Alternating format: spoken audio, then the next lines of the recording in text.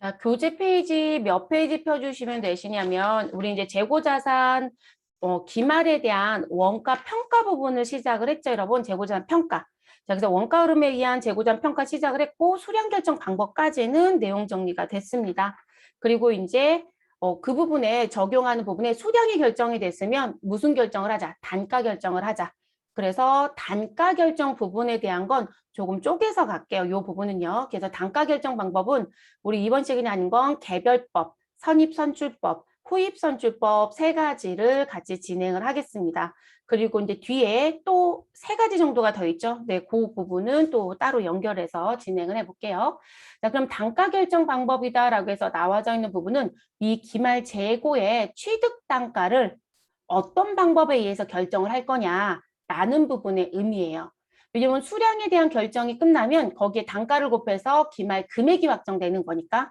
그리고 이 기말 재고 단가 취득 방법은 개별법이 있고 선입선출법이 있고요. 후입선출법이 있고요. 우리 평균의 값을 내서 간다라고 하는. 근데 대부분 평균을 낸다고 하면 우리가 이렇게 쌓아서 평균을 내는 거잖아요. 그래서 가중이라는 표현을 쓰는 거고요. 그 평균법에는 전체 기간을 하나로 모아서 내는 총평균법. 우리는 움직임이 있을 때마다, 근데 그 움직임이 매출이 아니라 매입이, 그래서 매입이 있을 때마다 단가를 평균 내자라고 하는 이동평균법. 그리고 유통업에서 쓰는 매출가격 환원법이라고 하는 부분이 대표적인 방법입니다. 자, 시험은 이렇게 내기도 합니다. 다음 중 수량 결정 방법에 해당하는 거, 해당하지 않는 거. 그러면 항상 취득단가 쪽에 있는 거 하나 끼워냅니다. 또는 우리 단가를 결정하는 방법에 해당하지 않는 것, 그거 낼 땐 재고, 수량을 파악하는 방법 중에 하나를 끼워냅니다. 그래서 그 내용 구분해 주시면 좋겠고요. 가장 쉬운 문제예요. 네, 시험에서 가장 쉬운 문제이고요. 그리고 이제 재밌는 건 업무적인 얘기인데요. 우리가 이제 업무를 하다 보면 야, 이거 세법에서 뭐라고 얘기해? 이런 얘기를 해요. 제가 어제 이런 표현을 해드렸을 거예요. 수업할 때. 우리가 이 취득단가라고 하는 부분에 결정 방법에 들어가 보면 우리가 회계 기준에 종류가 여러 개가 있다. 근데 그 회계 기준에서 들어가 보니 일반 기업 회계 기준은, 전 일반 기업까지만 쓸게요. 그냥 뒤에까지 쓸까요? 네, 일반 기업 회계 기준은 모두 인정하고 있다고 했어요. 일단은 지금 제가 여기 써드린 5개 모두 인정. 그런데 지금 우리 국제회계 기준은 누구는 인정하고 있지 않다? 후입선준법은 인정하고 있지 않다. 그리고 우리 재밌는 건 세법은 누구를 인정하고 있다? 일반기업 회계 기준처럼 똑같이 후입선출법 인정하고 있다. 이렇게 얘기를 했어요. 그럼 회사가 취득단가 산정 방법만 결정해서 매기 동일하게 해주시면 되는 거예요. 그리고 세무서에 신고할 때 여러분 나 기말재고자산이요. 수량에 곱해지는 단가요. 이런 방법을 했어요. 라고 해서 신고하는 방법이 있어요. 근데 신고하는 방법은 선입선출법을 해놓고 내가 회계 처리는 후입선출법으로 했다. 그냥 날 잡아가세요라는 얘기하고 똑같은 거죠. 그리고 우리가 이걸 왜 배우냐면 선입선출법으로 평가했을 때 여기에 기재되는 단가와 후입선출법을 평가했을 때 여기에 기재되는 단가가 달라요.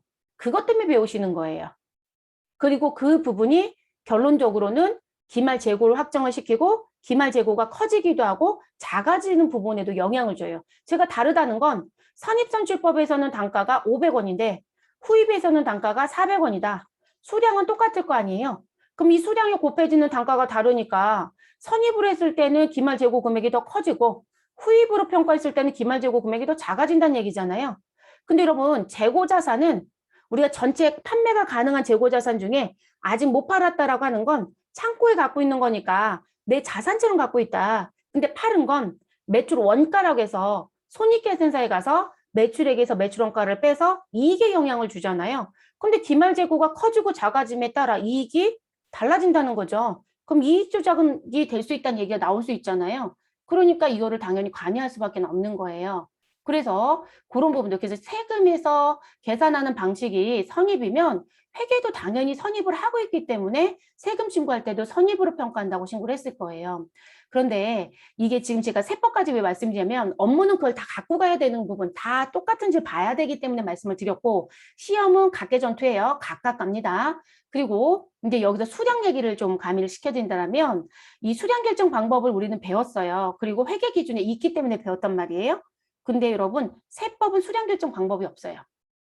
네, 수량 결정 방법을 명문화 시켜준 게 없습니다. 그래서 일반적으로 수량은 뭐라고 얘기한다. 네가 장부에 쓰고 있어? 그럼 믿어줄게. 아, 네가 창고 조사해서 기말재고로 장부에 계상하고 원가 산정해서 믿어줄게. 이렇게 가요. 왜냐면 자기들이 명문화 시킨 게 없잖아요. 그러니까 장부에 쓰든 아니면 창고에서 조사를 했다고 했든 내가 그거를 보여줄 수 있는 근거 자료만 있다라면 다 끄덕여 줄게. 이렇게 얘기를 해요. 이해되셨을까요? 그럼 여러분 세무조사 나왔을 때 기말재고 금액 어떻게 파악할까요? 자, 손익계 우리 재무상태표에 기말재고 금액이 500이 남겨져 있어요. 그럼 법인세 신고할 때도 기말재고 금액이 얼마여야 된다? 500이어야 되는 거예요. 근데 법인세 신고할 때는 기말재고 금액이 600이고 우리 재무상태표의 금액은 500이다. 누가 봐도 조작했다는 얘기밖에 안 되겠죠. 네, 문제가 되는 거예요, 여러분. 그러니까 재무제표가 완성이 되지 않으면 법인세 신고나 종합소득세 신고는 아예 못해요. 그 정보를 기준으로 신고하는 거기 때문에. 그래서 그렇게 연계성이 있습니다. 수량 결정 방법은 회계에만 기준이 있더라라는 게 또 하나의 특징입니다. 시험은 안 낸다고 했으니까 여러분 크게 고민 안 하셔도 됩니다. 업무 때문에 조금 더 부연 설명했어요. 자, 개별법 들어갈게요. 개별법. 자, 개별법은 케이스 바이 케이스의 의미예요.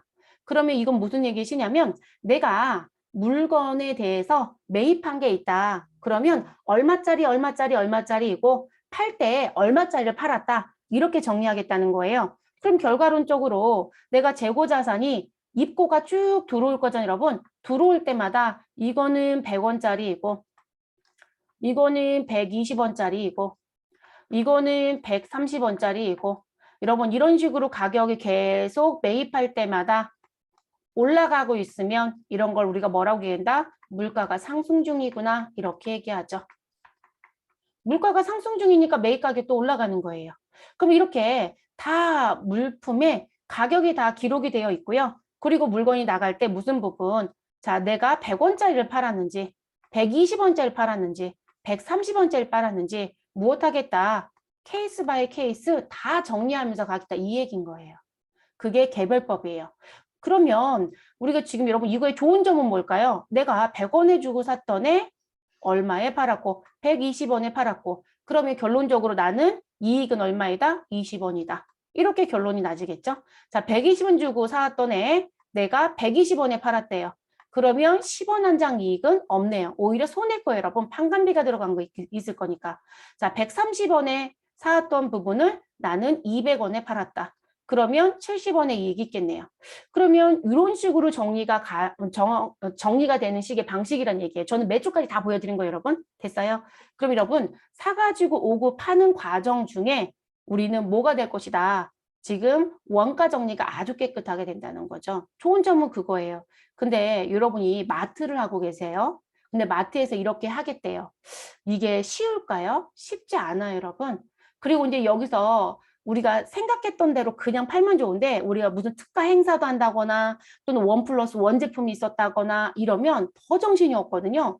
그러니까 이런 부분에 개별법을 쓰는 건 사실상 일반적인 공산품은 어렵고요. 우리 무슨 부분들 배를 건조하는 회사. 그럼 배를 만들어서 판다? 그러면 그 배 하나를 만들 때 어떤 배를 만들고 있고 각각에 들어간 원가가 얼마이고 다 정리하고 있거든요. 그게 가능해요. 그 관리를 안 하면 문제 생길 부분들이 많아서 그거를 케이스 바이 케이스로 합니다. 그리고 물품마다 디자인이 다 다르다. 형태가 다 다르다. 그러면 실제 원가도 다 달라질 수밖에 없어요. 단순히 사는 거로만 생각하는 게 아니기 때문에 그래서 그런 경우에는 개별법을 쓰려고 하고요. 그리고 작업 지시서도 다 건별로 작업 지시서가 따로따로 있어요. 그거 이제 단점은 뭘까요? 똑같은 배를 여러 척 만들진 않죠. 공장에서 우리가 컴퓨터를 찍어내는 것처럼 생산하진 않거든요. 그렇기 때문에 이제 동일한 작업 지시서를 대부분 잘 못 써요. 근데 그게 이제 또 하나의 특징. 그게 여러분들이 원가 회계에 가면 개별 원가 계산, 종합 원가 계산이란 부분이 이 부분의 얘기예요. 그러면 개별원가 계산이 이 개별법이에요, 여러분. 이 개별원가 계산이 이 개별법으로 들어와서 같이 사용을 하는 거예요. 그래서 각 재고자산별로 매입 원가 또는 제조 원가를 결정하는 방법이다. 자, 그래서 실제 이거를 공산품에 적용을 해보면 역부족이더라. 너무 많은 노력이 필요하고 너무 많은 시간이 필요하더라. 그래서 우리는 소위 말해서 채산성이 좋지 않은 거죠. 그러다 보니까 고가품을 판매하거나 부동산 매매를 하거나 부동산 매매는 얼마 주고 사서 얼마를 팔았다는 걸 다 정리하고 있잖아요. 그러니까 가능한 얘기거든요. 또는 조선업. 그리고 고가품 판매는 여러분 보석에 대한 부분이에요. 보석은 세공 기술에 따라서 가격이 천차만별이에요. 똑같은 원석이라 하더라도. 그래서 원석을 가지고 보석 가공 방식에 따라서 가격이 달라지기 때문에 그거에 따라서 가격을 다 따로 관리합니다. 이해되시죠? 근데 그런 식의 관점, 그래서 그런 업에서만 쓰더라. 그러면 결론적으로 지금 보시면 20원인지 0인지 70원인지 이익까지 모두 다 한눈에 볼 수 있잖아요. 그러니까 무슨 부분? 가장 정확한 원가 산정 방법이다라고 얘기합니다. 근데 제가 역부족이라고 했어요. 그러니까 이상적이라는 표현이 나오겠죠. 그래서 이상적이고 가장 정확한 원가 배분 방법이다라고 얘기를 합니다. 자, 장점과 단점 부분이 있는데 저희가 전산 회계 1급 교재에서는 선입선출법하고 후입선출법만 장단점에 관련된 부분을 기록을 해드렸을 거예요. 특징에 대해서. 그리고 다른 방식은 세무 2급에서는 장단점을 물어볼 수 있어서요. 조금 더 박스 부분을 보강을 해드렸어요. 그러니까 이게 급수에 따라서 난이도가 조금씩 조절이 되는데 그 선입과 후입은 회계급수에서도 특징을 물어봐요. 근데 다른 방식은 단가 결정하는 방식, 다른 방식은 세무에서도 물어보거든요. 그래서 교재 구성이 좀 다른 거예요. 그래서 세무교재 같이 보시면 되겠습니다. 이 박스는 세무교재 있어요, 여러분. 그래서 지금 퍼펙트, 전산, 세무, 2급 교재 보시면 재고자산 쪽에 이 부분이 있습니다. 그래서 개별 재고자산별에 식별이 가능한 경우에 사용을 하는 것이고, 그렇죠. 구분이 가능해야 된다. 가장 이상적이다. 단점은 상당한 노력이 필요하고 단기 순이익의 이익 조작 가능성이 있다. 자, 여러분 이건 무슨 얘기냐면 제가 조금 전에요. 물가가 상승하고 있다라고 했었잖아요. 그쵸? 자, 물가가 상승하고 있다라고 했을 때 그러면 결론적으로 사가지고 오는 매입 단가가 계속 다르다는 거예요. 그래서 내가 100원짜리가 있었고 그리고 지금 현재 물가가 상승 중에도 170원이다. 그리고 제가 이제 매출을 할 거예요. 근데 우리는 케이스 바이 케이스로 관리가 가능하다고 했잖아요. 근데 창고에 100원짜리 A도 있고요. 100원짜리 B도 있대요. 여러분 같은 재고자산을 보시면 돼요. 같은 품목이다. 근데 회사가 이제 매출을 할 때 이익을 적게 내고 싶어요.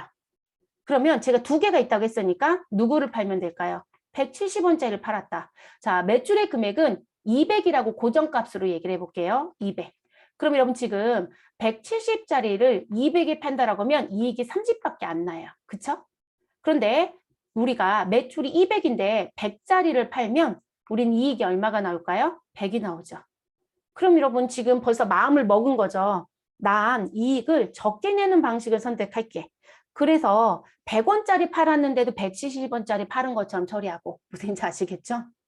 또는 회사가 이익을 늘리거나 줄이겠다는 마음을 먹고 매입을 할 때 지금 필요하지 않은데도 불구하고 대량으로 매입을 해서 형성을 시킬 수도 있어요, 사실은. 어찌됐든 조작이란 건 다 가능할 수 있다는 얘기거든요. 근데 이게 조작이 가능한 게 있고 가능하지 않은 방법들이 있어요. 근데 이 개별법은 어차피 매핑해서 쓰는 부분이다 보니까 본인이 생각만 하면 어떤 거로는 다 바꿀 수가 있더라는 거죠. 그러다 보니까 이익에 대한 조작 가능성이 가지고 있더라는 거예요. 그래서 이런 문제점이 있다. 그러니까 내가 보석 세공 기술에 따라서 다르다고 했잖아요. 그럼 원석의 사용량은 같지만 지금 현재 세공 기술에 따라서 어떤 건 100원짜리고 어떤 건 170원, 아니, 200원짜리고 어떤 건 얼마짜리 이렇게 바뀔 수 있다고 했잖아요. 그러면 그 부분에 대해서도 내가 고가로 팔았는데도 불구하고 아닌 것처럼 조작을 한다거나 뭐 이런 부분들. 근데 매출은 그렇게 조작하기가 어려워요. 왜냐하면 상대편이 돈이 나한테 들어오기 때문에. 그러니까 조작하는 건 어느 쪽을 손대야 되겠어요? 매입 쪽을 손대야 되거든요. 그러니까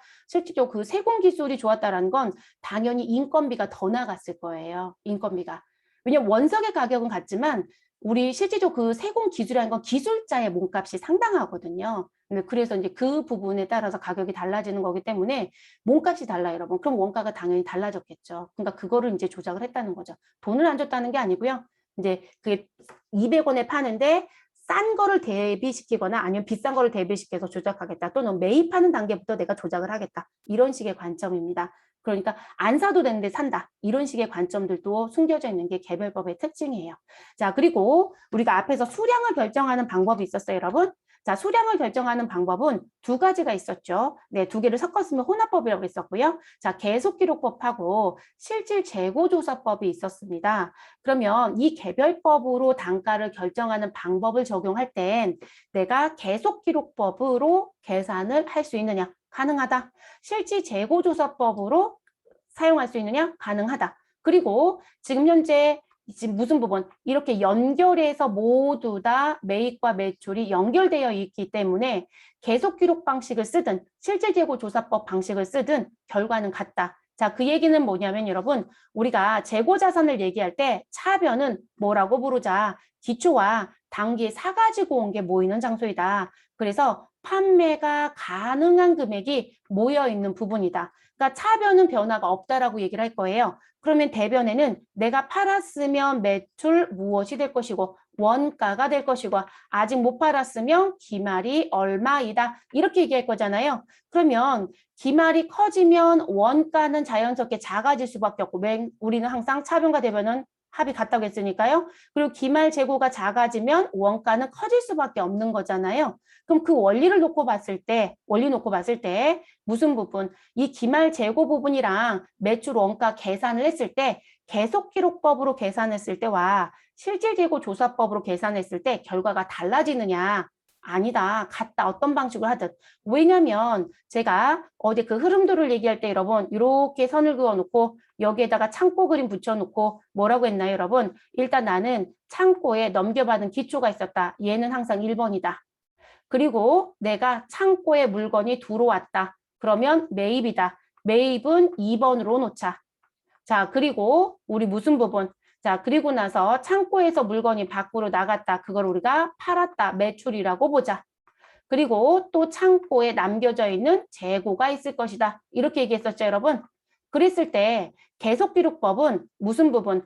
기말을 파악하는 방식이 무엇이다. 여기를 점선으로 그으면 우리 지금 무슨 부분? 기초 기록된 상태에서 매입과 3번이라고 써드렸던 매출이 계속 써 있는 것이다. 그래서 매입하면 매입했다고 쓰고 매출했으면 매출했다고 쓴다. 그래서 입고와 출고가 계속 기록이 된다고 했죠. 그리고 나서 내가 12월 31일에 장부에 기말이 결론이 날 것이다. 그래서 이 기말의 금액이 결과로 등장하는 것이다. 그래서 여러분 공식 만들 때 어떻게 했어요? 여러분 기초 재고액에 우리 단기 매입의 수량을 더하고 우리 판매한 수량을 빼서 기말이 얼마입니다. 라는 결론이 나오는 방식이라고 했죠. 그게 장부에 쓰는 것 때문에 흐름을 얘기했던 거예요. 그런데 우리 누구에 대해서는 실질재고조사법은 아이 기초는 당연히 넘겨받은 거니까 기초는 얘도 1번짜리라는 의미로 보셔도 된다. 그리고 거래처에서 우리가 물건이 들어오면 뭘 받기 때문에 거래명세서 등 여러 가지 서류들을 받기 때문에 사실상 매입을 추적하는 건 다 가능하다. 그래서 매입까지는 기록하고 있을 것이다. 그래서 두 번째, 매입까지는 무엇하고 있다? 기록하고 있다. 그러니까 여러분 점선을 그으면 여기까지는 계속 하고 있는 거예요. 그런데 샀으니까 이런 물건이 나갈 거잖아요. 근데 나가는 건 무엇하지 않는다? 기록을 안 하고 있다고요. 그게 무슨 부분? 실질재고조사법. 그러면 제가 1월 1일부터 12월 31일까지 처음에 기초가 1월 1일 날 있을 것이고 그리고 매입했다는 게 계속 차곡차곡 쌓이겠죠. 그럼 그 상태에서 우리가 총계정 원장이라든지 아니면 상품 재고일장을 열면 뭐는 없다. 매출은 아예 없어요. 그리고 재고는 눈덩이처럼 불어나져 있는 거죠. 그리고 나서 내가 하고자 하는 마음먹은 날짜에 나는 어디를 열자? 창고를 열어라. 그래서 창고 문을 열고 여기 가서 뭘 파악해라? 재고를 파악해라. 이렇게 얘기했죠. 그래서 재고를 파악을 해서 이게 세 번째 할 일이라고 했죠. 그래서 재고를 파악해서 우리 무엇 하겠다? 나는 팔은 걸 역으로 환산하겠다. 이렇게 얘기를 했었죠. 매출한 걸. 그래서 여러분 이걸 공식화시키면 기초 재고에 우리 매입한 수량을 더하고 누구를 빼서 기말 수량을 빼서 판매한 수량이 결과로 도출되는 것이다. 그러다 보니까 기말이 일치하지 않았을 때 우리 무슨 문제점이 생기더라. 자, 여기서는 창고의 기말 재고가 더 작았다라고 하면 우리 기말에 장부에 써 있는 수량은 더 커져 있는 상태다. 없는 수량이 써 있는 거잖아요. 그러니까 그것 때문에 문제가 발생이 될 것이다. 만약에 이 부분이 매출 원가에 들어가는 건데도 불구하고 기말에 있는 것처럼 장부에 계속 남겨놨다라면 무슨 문제가 생겨 여러분? 기말이 커져 있는 거잖아요. 그러면 원가를 작게 처리했다는 얘기가 되니까 이익에 대한 부분이 영향을 받을 것이다. 이렇게 말씀을 드렸고, 그리고 반대로 여기 있는 기말 재고는 실제니까 그러면 결론적으로 이 부분에서는 과소하다 가대하다는 얘기를 쓸 수는 없다. 근데 어찌됐든 기말 재고는 정상적인 부분이지만 얘는 팔지도 않은 걸 무엇했다? 다 판 것처럼 처리해버리잖아요. 그래서 어제 300대와 250개를 놓고 봤을 때 문제점이 있다고 보여드렸죠. 그러니까 지금 무슨 부분? 원가가 커져 있는 상태가 돼버리는 거죠. 그러면 우리는 그 50개가 왜 장부랑 차이가 생기냐는 걸 찾아라. 그러니까 두 개를 무엇해야 된다? 병행해서 쓸 수밖에 없다. 두 개를 섞어서 쓸 수밖에 없다. 그래서 혼합법이라는 게 있다고 했었죠. 그럼 그 방식을 적용해서 기말 재고 금액이랑 매출 원가를 산정을 할 때 우리 지금 금액이 달라지느냐 이 얘기인 거예요. 안 달라져요, 여러분. 그래서 결과는 동일합니다. 그래서 개별법은 계속기록법, 실지재고조사법 모두 다 사용이 가능하고요. 어떤 방식이든 수량 결정하는 데 문제가 없고 그리고 결과는 동일하다. 왜냐하면 수량이 달라지면 곱해지는 단가의 금액인데 금액이 달라지잖아요. 그래서 이런 얘기 나옵니다. 이건 교재 기록 안 해드렸어요, 여러분. 근데 이게 시험 문제가 어려워지면 이걸 건드려요. 네, 그래서 저희가 하고 갔으면 해서 기록을 해드렸습니다. 이거 교재 기록되어 있는 건요. 두 가지 방식 중에 한 가지 방식으로밖에 산정이 안 된다라고 하는 게 있어요. 그거만 기록을 해드렸어요. 네, 그 부분만.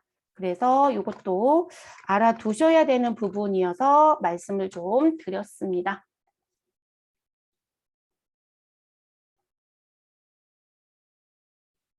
선입선출법은요, 제가 여기 지금 색깔로 되어 있는 박스를 보여드렸는데, 지금 현재 이런 원리로 움직이는 거다, 이런 얘기거든요. 그러면, 자, 지금 들어온 순서대로 놓고 본다라면, 자, 노란색이 먼저 들어갔다는 얘기겠죠. 그래서 노란색이 지금 현재 뭐 9월 1일 날 우리 창고에 들어왔다. 이렇게 얘기를 합니다. 그래서 이 부분은 입고의 관점이고요. 그리고 아래쪽에 있는 화살표는 출고의 관점입니다. 그리고 9월 5일 날 우린 주황색이 또 들어왔고 그리고 9월 10일 날 녹색이 들어왔다. 그러면 여러분 지금 일자수는 놓고 보면 가장 빨리 들어온 게 노란색인 거잖아요. 그렇죠? 그래서 9월 1일 날 들어왔고 9월 5일 날 들어왔고 9월 10일 날 들어왔고 그러면 이 들어온 순서대로 무엇해라? 내보내라. 그러니까 여러분 지금 9월 1일 날 들어온 게 가장 먼저 들어온 거니까 우리는 가장 먼저 들어온 9월 1일께 창고에서 가장 먼저 나갈 것이다. 이걸 만약에 공정에 투입하는 것이다 라고 하면 제가 밀가루를 1일 날, 5일 날, 10일 날 구입을 했어요. 그러면 창고에 이렇게 세 날짜께 다 모여있다 하더라도 우리 10일 날 거 먼저 쓰는 게 아니라 1일 날 들어온 거 먼저 쓰겠다 이런 얘기가 된다는 얘기세요. 그게 먼저 들어온 거 먼저 내보내 또는 먼저 팔아 먼저 공정에 투입해 그래서 선입, 선출이라고 표현하는 겁니다. 그래서 나온 부분 그래서 지금 그게 이런 표현이 되겠죠. 그래서 먼저 매입 또는 생산한 재고 항목이 먼저 판매 또는 사용된다는 원가 흐름을 가정하는 방법이다. 그러니까 우리가 가정자를 계속 붙이는 건 내가 이 방식으로 한다는 얘기는 이런 방식의 의미야. 그래서 우리가 상품 재고에 대한 관리도 이렇게 할게. 이런 얘기예요. 그래서 가정자를 자꾸 붙여서 얘기하는 부분입니다. 그럼 여러분 생각을 해보실 건 지금 제가 이런 프로세스로 움직인다라고 말씀을 드렸잖아요. 그러면 노란색이 먼저 들어왔으니까 가장 먼저 들어온 노란색을 가장 먼저 팔 거예요. 그렇죠? 그러면 창고에 이렇게 들어와져 있었을 때 지금 노란색은 출고가 됐다라고 얘기를 합니다. 그래서 얘는 출고를 했어요. 그리고 지금 현재 주황색도 출고를 했다. 그러면 결과론적으로 누가 남을 것이다? 녹색만 창고에 남겠죠. 그럼 그 얘기는 내가 9월 1일 날, 9월 5일 날, 9월 10일 날 샀다라고 했었잖아요. 그러면 그 사가지고 온 날짜에 가장 빠른 게 나가기 때문에 우리는 가장 최근에 무엇한 거? 산 게 우리 창고에 남겨져 있을 것이다. 그러면 너 이거 창고 조사 언제 했는데? 저희요 9월 12일 날 재고조사 했거든요. 실사했거든요. 이렇게 얘기를 합니다. 또는 장부에 나가고 들어온 거 기록을 했다라고 하면 장부에도 요목조목 써 있었겠죠. 그랬을 때 지금 9월 10일 시점에서는 지금 현재 우리는 물건을 내보내고 있었다라고 한다라면 우리는 1일 거와 5일 거 나가고 10일 거만 남겨져 있던데요 라고 얘기를 하더라는 거죠. 그런 식의 원리예요. 그래서 우리가 이런 얘기를 한다라고 하면 제가 12일날 재고조사 했다고 했어요. 그러면 출고 부분에 갔을 때 우리는 출고 현황을 조금 파악을 해봤더니 야 출고가 며칠 날 있었니? 우리 출고요 9월 6일 날 했어요 라고 얘기합니다. 그럼 여러분 지금 9월 6일 시점이면 5일 날 거까지만 보여지는 거죠. 6일이니까. 그러면 먼저 들어온 거 먼저 내보낸다고 했으니까 우리는 무엇했을 것이다. 9월 6일 날 출고에 들어간 건 노란색일 거라는 거죠. 됐어요, 여러분? 그러면 우리는 노란색을 먼저 내보내고 그리고 우리는 주황색을 가지고 있는 상태. 그리고 나서 이제 다시 누가 들어와요? 녹색이 들어왔다. 이렇게 되는 거죠. 근데 우리는 9월 11일 날 또 출고를 했대요. 그러면 9월 11일 입장에서는 지금 주황색과 누가 있다? 녹색이 있다. 이렇게 되는 거죠. 그래서 이렇게 가지고 있었던 상태인 거죠.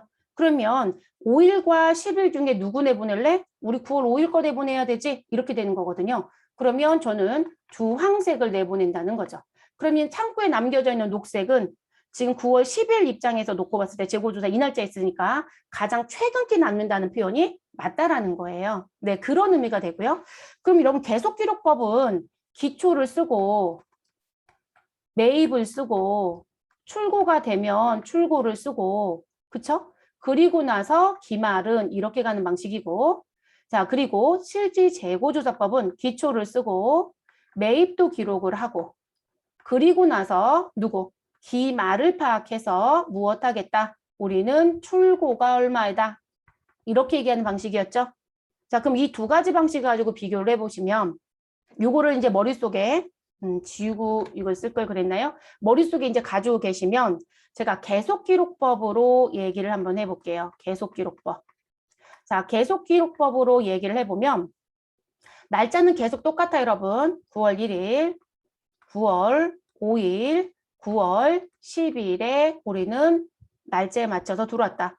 자, 그리고 우리 아까 출고는 며칠이 있었죠, 여러분? 우리 9월 며칠에 6일에 한번 출고가 됐고 9월 며칠에 또 출고할 때 11일에 출고가 되어 있었다. 이렇게 얘기했어요. 자, 계속기록법은 지금 입고되는 정보와 출고되는 정보 당연히 기초는 가지고 있을 것이고 다 기록한다고 했죠? 그러면 지금 남겨져 있는 부분을 정리를 해볼게요. 자, 숫자는 다 동일해요, 여러분. 여기서 바뀌는 상황은 없다라고 얘기할게요. 그럼 계속기록법에서는 지금 현재 입고도 썼을 거고 기초도 썼고 그리고 입고도 기록을 했을 것이고 그리고 출고도 기록을 했을 겁니다. 그래서 누가 나온다? 기말이 나온다. 그럼 여러분 기말에 남겨져 있는 건 누구이다? 녹색. 이렇게 되는 거죠. 맞아요, 여러분? 그리고 날짜를 다 보셔야 되는 거예요. 그럼 녹색으로 결론이 나네요. 근데 실질재고조사법. 자, 실질재고조사법은 자, 기초는 기록해요. 자, 그리고 입고도 기록은 해요. 그럼 여러분 지금 저는 입고 상태가 있으면 여기 입고 상황은 보이는 거죠. 사실상 창고에 물건이 없어도 자, 그러면 저는 9월 1일 날 사온 거 창고에 있고 9월 5일 날 사온 거 창고에 들어와 있고 9월 10일 날 산 거 창고에 들어와 있어. 이 얘기인 거죠. 그리고 나서 무엇 하겠다? 야, 실사 좀 해. 라고 얘기하는 거죠. 그래서 남겨져 있는 기말을 파악합니다.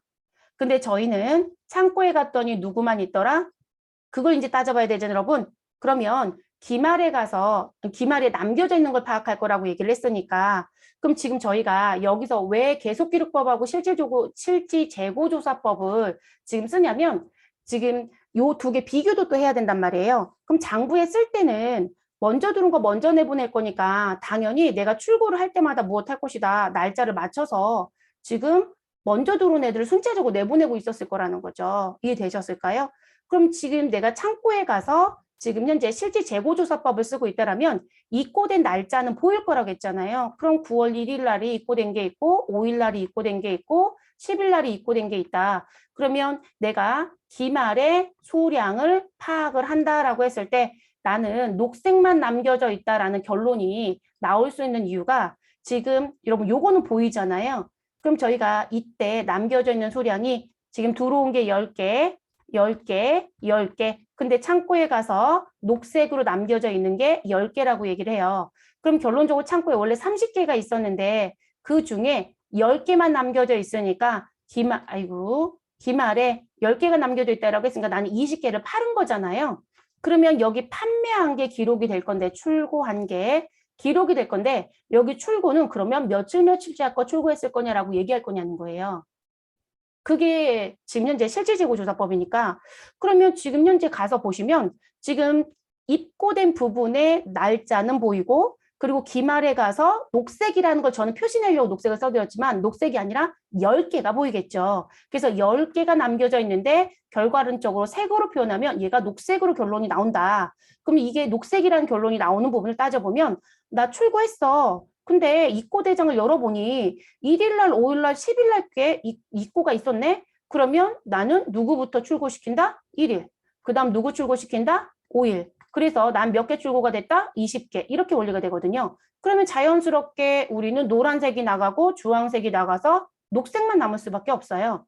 그러면 여기서 출고할 때는 당연히 들어온 숫자 가지고 순차적으로 내보냈을 거잖아요. 9월 1일 거 내보내고 9월 5일 거 내보내고 됐을까요, 여러분? 그러면 기말에 남겨져 있는 건 녹색인 9월 10일께 남을 수밖에 없죠. 그럼 여기 10개도 녹색인 9월 10일께 남을 수밖에 없는 거거든요. 그럼 계속기록법으로 장부를 써서 우리가 파악을 하나. 출고는 매출 원가고 기말은 기말 재고액이 되겠죠. 실질 재고조사법으로 파악을 하나. 결과는 같다 다르다? 같죠, 여러분? 여기도 출고는 1일과 5일. 여기도 출고가 1일과 5일. 그리고 남겨져 있는 건 9월 10일 녹색만 남겨져 있다. 됐어요. 그래서 이 선입선출법은 계속기록법으로도 관리가 가능하고 그리고 실지 재고조사법으로도 관리가 가능하다. 모두 다 쓸 수 있다. 수량을 결정하는 방법. 그런데 우리가 매출원가와 기말 재고가 다른 결과가 나오느냐? 그렇지 않더라. 결과가 같더라. 누구랑 동일하게요? 개별법과 동일하게. 됐어요, 여러분? 그래서 지금 결과가 동일하게 나오고요. 그리고 이 기말재고로 남겨져 있는 항목은 우리가 먼저 들어온 걸 먼저 내보낸다라고 하니까 기말에 항상 남겨져 있는 건 가장 최근에 무엇한 거 사거나 생산한 게 남겨지더라. 그러면 가장 최근 게 남겨져 있으니까 여러분 시장에서 물가가 바뀐다고 표현하잖아요. 그러면 가장 최근에 가치를 반영하고 있다, 반영하고 있지 않다, 반영하고 있다 이렇게 얘기할 수도 있겠죠. 그래서 현재 시장에서 움직이고 있는 가치에 대한 반영이 되어 있다 이렇게도 얘기합니다. 그리고 이런 표현들을 왜 자꾸 쓰냐면 후입산출법이 이거하고 다 반대로 나와요. 네, 그래서 비교 대치를 하는 거거든요. 반대로 나오기 때문에. 자, 그리고 뒤에 이제 내용 정리하기 전에 여기서 또 하나 갖고 가실 거. 자, 우리가 물가가 상승 중이라고 얘기해 볼게요, 여러분. 그래서 제가 처음에 사온 건 100원짜리였어요. 두 번째 사온 건 150원으로 인상이 됐어요. 세 번째 사온 건 200원이에요. 모든 조건은 다 동일해요. 물가만 상승. 자, 그러면 물가가 상승 중이다라고 했을 때 자, 고민해 보실 게 우린 선입선출법이에요, 여러분. 그럼 들어온 순서대로 착착착착 내보낸다는 얘기죠. 그럼 여러분 지금 우리가 T 계정을 이렇게 그려놓고 항상 우리는 어느 변만 본다? 대변만 보는 거예요. 대변만. 그러면 대변에 들어오는 건 팔으면 손익계산서에 대치되는 매출 원가가 있을 것이고 그리고 아직 못 팔은 건 재무상태표에서 파악할 수 있는 기말 재고가 들어와져 있겠죠. 그럼 이런 물가가 상승 중이라고 했고 우리는 그럼 가장 최근의 단가가 남는다고 했으니까 노란색과 주황색을 다 팔았다라고 한다면 우린 이 부분에 얼마짜리가 남는다? 여러분 200원짜리가 남겠죠. 됐어요, 여러분? 그리고 우리 이거 다 사온 거로 환산을 해보시면 200원에 150 더 350, 450이네요. 그럼 판매가 가능한 건 얼마이다? 450. 그럼 기말재고가 200이니까 매출원가는 얼마가 된다? 250이 되겠죠. 됐어요, 여러분? 자, 선입선출법은 이렇게 돼요. 근데 만약에 제가 이 부분을 우리는 아직 안 배웠지만 후입으로 내보낸다고 생각을 해보세요. 그러니까 들어온 순서대로 파는 게 아니라 내가 판매하는 날짜에 가장 최근 거를 먼저 팔겠다라는 게 후입이거든요. 그러면 저는 이렇게 숫자는 다 같다라고 한다면 저는 노란색과 주황색을 먼저 팔았지만 사실상 후입을 쓰면 요걸 먼저 팔았다는 얘기가 될 수도 있거든요. 그럼 녹색과 주황색을 먼저 팔았다? 그럼 여러분 재고로 남겨져 있는 건 얼마가 될 것이다? 100원짜리가 남겨지는 거죠. 이해됐어요? 그러면 우리 450원은 변화가 없단 말이에요. 그러면 매출 원가는 뭐가 된다? 자연스럽게 지금 현재 100원짜리가 남겨져 있으니까 우리는 350원이 판매가 된 금액이라고, 판매 원가에 대비되는 원가라고 얘기를 하겠죠. 됐어요, 여러분? 그럼 지금 두 개를 비교해 보면 아, 내가 어떤 방식으로 단가를 산정하느냐에 따라서 결과가 달라지죠. 그리고 물가가 상승 중이라는 걸 가지고 제가 왜 이렇게 말씀드리냐면 지금 가장 최근에 사가지고 온 또는 생산한 200원짜리가 남는 건 맞아요. 근데 이렇게 되다 보니까 모든 동일 조건이라고 했잖아요. 그럼 동일 조건 상에서 내용을 놓고 봤더니 지금 비싼 애가 소위 말해서 비싼 물건이 기말로 남겨져 있다는 원리인 거예요. 그러다 보니까 싼 건 우리 과거에 싸게 주고 샀던 애들은 다 팔았다가 되거든요, 여러분. 다 팔았다. 자, 다 팔았다가 되니까 결론적으로 재고 금액은 더 커질 수밖에 없는 게 선입선출법이고 물가가 상승이라는 건 이렇게 상승 곡선이에요. 근데 나는 순차적으로 들어온 거니까 싼 애들을 먼저 팔았으니까 비싼 애가 남겨져 있는 거잖아요. 그러면 지금 재고는 커져 있고 그 반면에 원가는 무엇 되는 거? 작아지는 현상이 나오더라는 거죠. 근데 원가는 계속 뭐라고 말씀드렸어요, 여러분? 손익계산서에 기록되는 비용이라고 했잖아요. 근데 비용이 작아졌네요.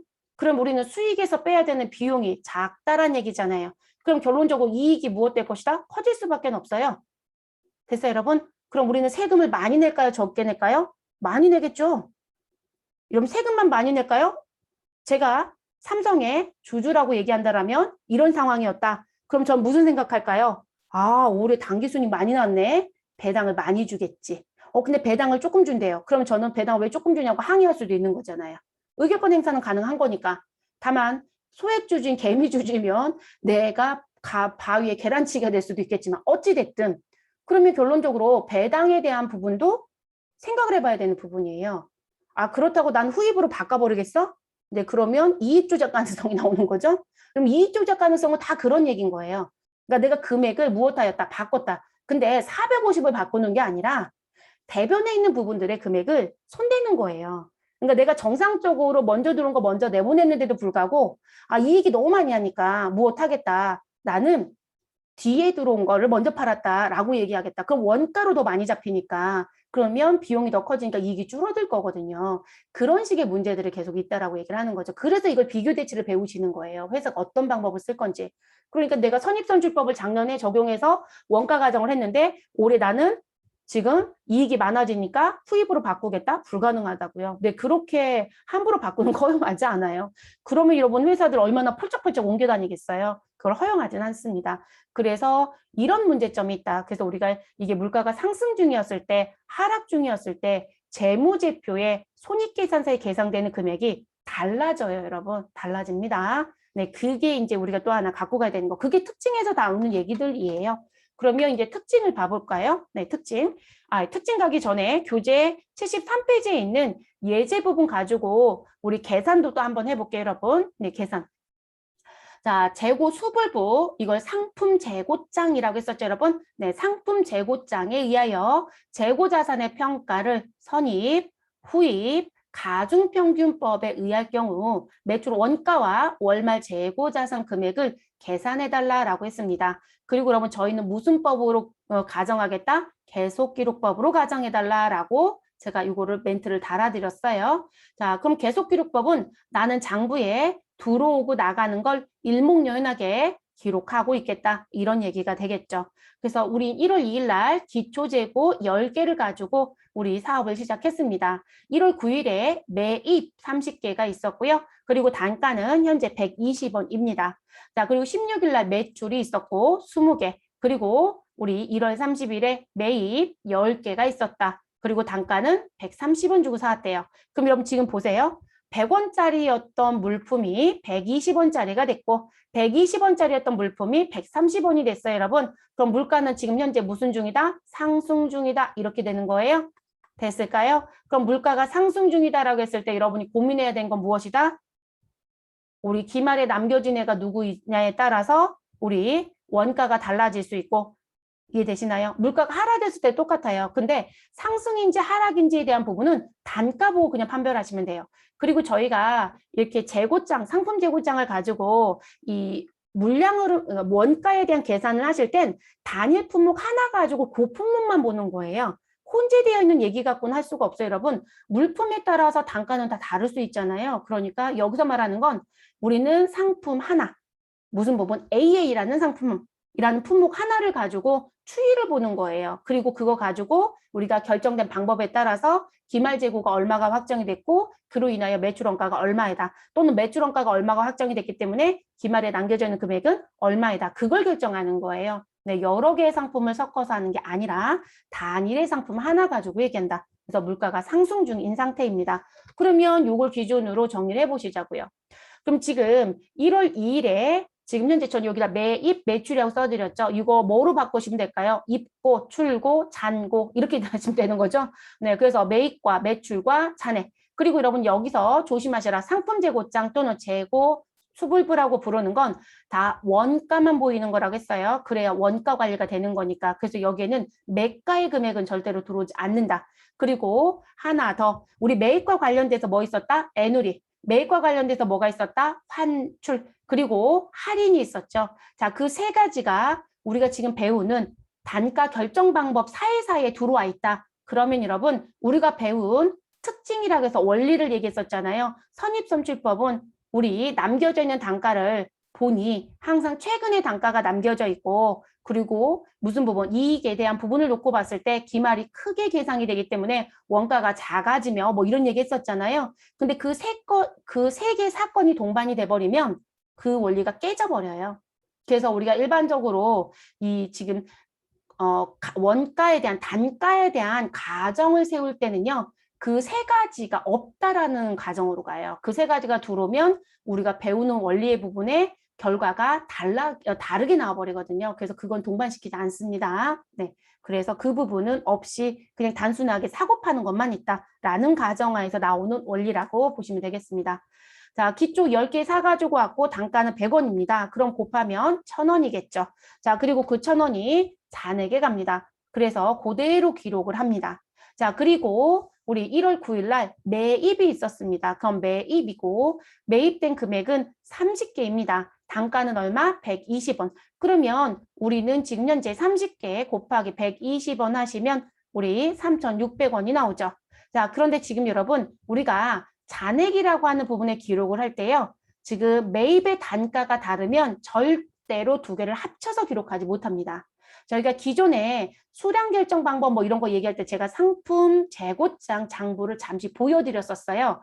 근데 그때는 무슨 부분? 내가 몇 개의 기초를 갖고 있었고 그게 잔고에 가고 그리고 다시 몇 개를 매입했고 라고 했을 때 요 잔액란에 합산해서 써드렸거든요. 그때는 단가가 같았기 때문에 그런 거예요, 여러분. 단가가 다르면 절대로 무엇할 수 없다. 내가 이걸 합해서 기록하지 않는다. 이게 선입선출법의 특징이에요. 그리고 여러분들이 회사에 입사를 했는데 스마트에이를 쓴다. 근데 저희는 물류 모듈을 구입했더라고요. 물류 모듈에 가면 상품 재고장이 있어요, 여러분. 그래서 거기에 들어오고 나간 거 다 기록하면 상품 재고장으로 다 연동해서 쓸 수 있습니다. 그리고 그 부분을 쓰는 분들은 세금 계산서를 발급하거나 세금 계산서 받은 거에 대한 정리를 그쪽에서 해서 회계팀으로 전표가 넘어옵니다. 그러니까 회계팀에서 매입 매출 전표 안 해요, 여러분. 그래서 ERP 쓰는 회사에 가시면 회계팀은 매입 매출 전표 처리를 본인들이 하지 않습니다. 네, 전표 처리가 제대로 됐는지 검토만 해요. 그게 다른 점이거든요. 네, 그래서 그것도 조금 다른 점이고요. 그러면 지금 현재 이렇게 각각 기록이 돼서 들어와야 된다는 거고요. 그러면 10개 100원짜리 얼마? 1000원. 자, 30개 얼마짜리? 120원짜리 3,600원. 그래서 이렇게 기록이 되어집니다. 그리고 나서 1월 16일 날 매출이 있었다. 그러면 1월 16일을 기준으로 그리고 여러분 우리는 계속 기록법이라고 했으니까 계속 기록은 장부에 입고와 누구를 출고를 모두 다 기록하겠다 이렇게 말씀드렸잖아요. 그러니까 매출에 대한 부분의 날짜 10월 16일 날 우리는 1월 2일과 1월 9일을 기준으로 먼저 들어온 거를 찾겠죠. 그럼 여러분 지금 몇 개 팔았다? 저는 20개를 출고했습니다. 그럼 이 20개 출고를 누구 거로 출고했느냐? 만약에 우리는 창고에 쌓아놓는데요. 그런 거 하나도 안 따져요. 그냥 손에 잡히는 거 팔아요. 그럼 여러분 30개짜리 들어왔던 거에서 빼서 팔든 10개짜리 기초로 갖고 있던 거 팔든 난 신경도 안 쓰겠다 이런 거죠. 그런 건 평균법의 관점이에요, 여러분. 네, 그건 평균법의 관점이고요. 우리는 먼저 두는 거 먼저니까 날짜를 봐야 되는 게 맞는 거예요. 그러면 지금 10개는 1월 2일 날 거고, 그쵸? 네, 1월 2일 거고, 그리고 30개는 1월 9일 거니까 우리는 누구 먼저 내보내는 게 맞자? 1월 2일 거. 그래서 단가가 얼마가 기록이 된다? 여러분, 1월 2일은 얼마짜리 단가였다? 100원짜리 단가였잖아요. 그러니까 10개 곱하기 100원. 그래서 1,000원이 결론이 나오는 거예요. 자, 그런데 우리 원래 20개니까 10개가 모자르네요. 10개 모자른 건 우리 1월 9일 날 매입해서 갖고 있었던 30개 중에서 일부를 내보내는 거예요. 그래서 1월 9일 날 몇 개, 우리 10개를 내보내겠다. 이렇게 되는 거죠. 1월 9일 날 매입한 거 10개. 단가가 다르죠, 여러분? 얼마? 120원. 그래서 10개 곱하기 120원 했더니 1,200원. 그러면 1,000원 더하기 120, 우리 1,000원 더하기 1,200원 하시면 얼마가 돼요, 여러분? 2,200원이 되는 거죠. 자, 요게 뭐가 되는 것이다? 매출 원가, 여러분. 제가 여기에 다 원가 쓴다고 했잖아요. 그래서 이 출고가 기록된 정보는 매출 원가를 확인할 수 있는 거예요. 됐을까요? 그러면 우리가 가지고 있었던 거 몇 개? 40개 중에 몇 개가 나갔다? 20개. 그럼 남겨져 있는 건 몇 개이다? 20개. 근데 이 남겨진 20개는 며칠 날 매입한 거? 1월 9일 날 매입한 게 남는 것이다. 그래서 단가는 120원. 그래서 20개 곱하기 120원에서 2,400원이 우리 잔액에 남는 거예요. 됐을까요? 그래서 요게 매출 원가이다라고 알아두실 것. 자, 그러면 1월 30일 날 또 매입이 있었네요. 자, 1월 30일 날 매입 몇 개가 있었다? 10개가 있었다. 그리고 단가는 130원. 그래서 1,300원을 지불했다. 그럼 요 부분이 창고에 모여 있겠죠. 그래서 1월 9일 날 우리 갖고 있었던 재고 20개와 그리고 1월 30일 날 들어와서 갖고 있었던 재고 10개가 기록이 됩니다. 그러면 여기 잔액이 뭐가 되는 것이다? 기말 재고가 되는 거예요. 쉽게 생각하시면. 그러면 기말 재고는 2,400원 더하기 3,600원 하시면 되는 거죠. 자, 두 금액을 더했더니 얼마가 된다? 3,700원이 되네요. 됐을까요? 그래서 매출 원가는 얼마? 2,200원. 기말 재고는 얼마? 3,700원. 자, 그럼 이 부분을 제가 T 계정으로 잠시 이렇게 정리를 좀 해보면, 자, T 계정이라고 하는 건 이렇게 그냥 그리는 거니까요. 그럼 여러분 지금 기초가 얼마가 있었고 1,000원이 있었고 우리 단기에 매입한 게 얼마가 있었고 3,600원에 1,300원 더하면 얼마 여러분? 두 개 더하면 우리는 4,900원. 자, 4,900원이 있었다. 그런데 나는 출고한 것도 다 기록하고 있었다. 그럼 여러분 출고가 될 때마다 매출 원가는 계속 정리가 되고 있었다는 얘기잖아요. 그러면 우리는 요거 더해봤더니 2,200원이었다는 결론이 나는 거죠. 계속 기록법이 이렇게 정리가 된다는 거예요. 그리고 나서 두 개의 금액을 더하면 1,000원과 4,900원 더하면 5,900원의 판매 가능 금액이 있었던 거죠. 그중에 매출로 나간 원가가 2,200원이니까 우리 기말의 재고 금액은 우리 5,900원에서 얼마를 빼주시면 2,200원을 빼주시면 그러면 얼마가 된다? 3,700원이 된다. 이렇게 결론이 나는 거죠. 됐어요, 여러분? 그러면 마무리된 거죠? 이게 계속 기록법인 거예요. 그래서 우리가 선입선출법으로 물어볼 때 매출 원가가 얼마입니까? 라고 해서 사지선다에서 물어본다. 그럼 저는 무슨 부분? 어차피 저희 시험지처럼 뭘 줄 것이다? 여러분 지금 현재 이게 시험 문제 출제가 되면 우리 앞에 예제 부분에 봤더니 뭐가 있어요, 여러분? 우리가 박스가 들어있잖아요. 이걸 써줘요. 그리고 선입선출법에 의해서 매출원가가 얼마입니까? 라는 걸 무엇해달라? 사지선다에서 찾아달라는 거거든요. 그러면 뭐만 봐라? 저는 이런 문제가 출제가 되면 그냥 매출만 빨리 찾아라 이렇게 얘기해요. 매출. 그럼 매출이네요. 그리고 20개 팔았대요. 아, 그러면 지금 4월 16일을 기준으로 이전에 있는 거에서 내보낼 거잖아요. 날짜가 보이니까. 그러면 20개? 그럼 이렇게 쓰시고 무엇하면 돼요? 20개를 채워야 되잖아요. 그런데 며칠 낼 거? 1월 2일 거 먼저 내보낸다는 거죠. 그러면 10개이고 단가는 얼마? 100원. 그래서 1,000원. 자, 그런데 우리 20개가 나가야 되니까 10개가 모자르잖아요. 그거는 며칠 낼 거? 1월 9일 날 매입했던 거에서 10개를 내보내자. 단가는 얼마? 120원. 그래서 1,200원. 됐어요, 여러분? 그럼 요거 두 개 합친 게 사지선다에 있겠죠. 그렇게 하시고 끝내시면 돼요. 시험은 되셨어요, 여러분? 그리고 이제 업무는 이론 정보가 우리가 프로그램에 있는 것도 다 정보인 거예요. 아니, 장부인 거예요, 여러분. 그럼 장부는 이게 계속 무엇하는 거예요? 들어오고 나가고 들어오고 나가고 들어오고 나가서 우리가 잔고 관리가 되면서 계속 간다는 거죠. 그게 계속 기록법이라는 거예요. 그래서 장부를 쓰는 회사들은 실질적으로 들어오고 나간 거에 대한 관리가 철저히 되고 있는 입장입니다. 그래서 이제 그런 결론이 나와집니다.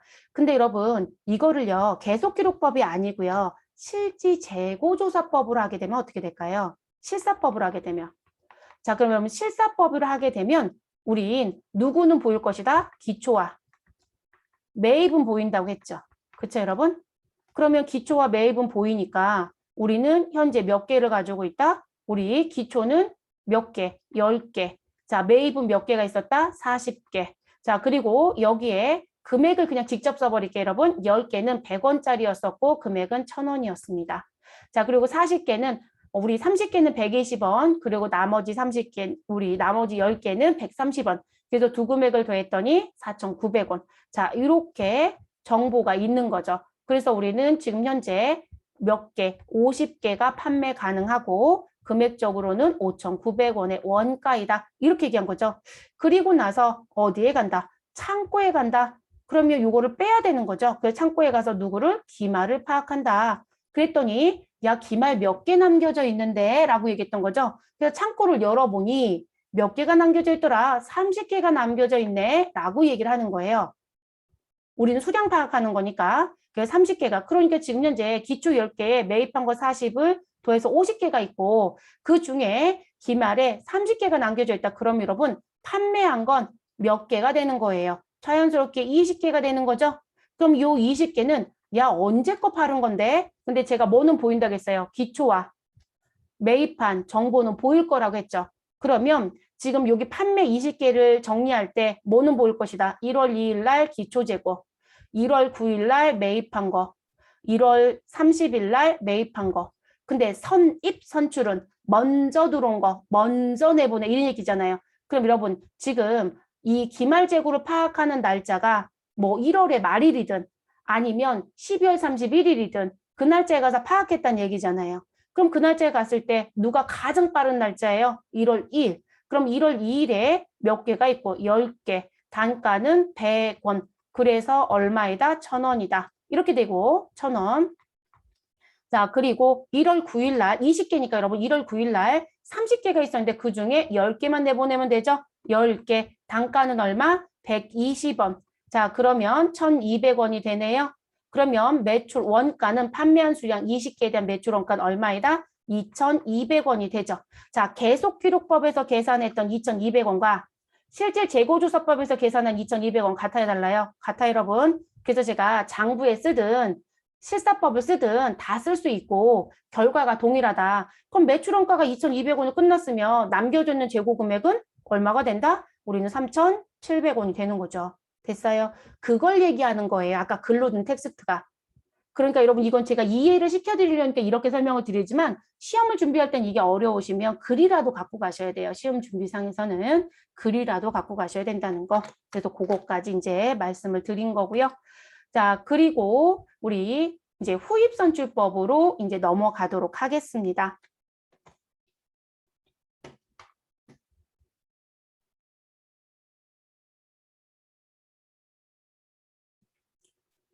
자, 후입선출법 부분은 선입의 반대라고 생각을 하시면 되세요. 자, 가장 최근에 매입했거나 또는 가장 최근에 생산한 재고 자산이 있으면 그 부분을 먼저 팔겠다 또는 내가 외부에서 구입했던 게 있다라고 하면 그걸 먼저 공정에 투입해서 사용하겠다. 라는 가정으로 우리 단가를 산정하는 또는 원가를 계산하는 방식이 후입입니다. 근데 선입하고 후입하고 놓고 봤을 때 여러분들이 일상적으로 생활을 한다라고 하면 후입 선출의 방식을 쓰지는 않으세요. 왜냐면 우리가 선입이라고 하는 부분은 먼저 들은 거 먼저 쓴다는 얘기는 내가 지금 쌀을 5kg짜리를 3푸대를 샀다. 근데 구입한 날짜가 다 달라요.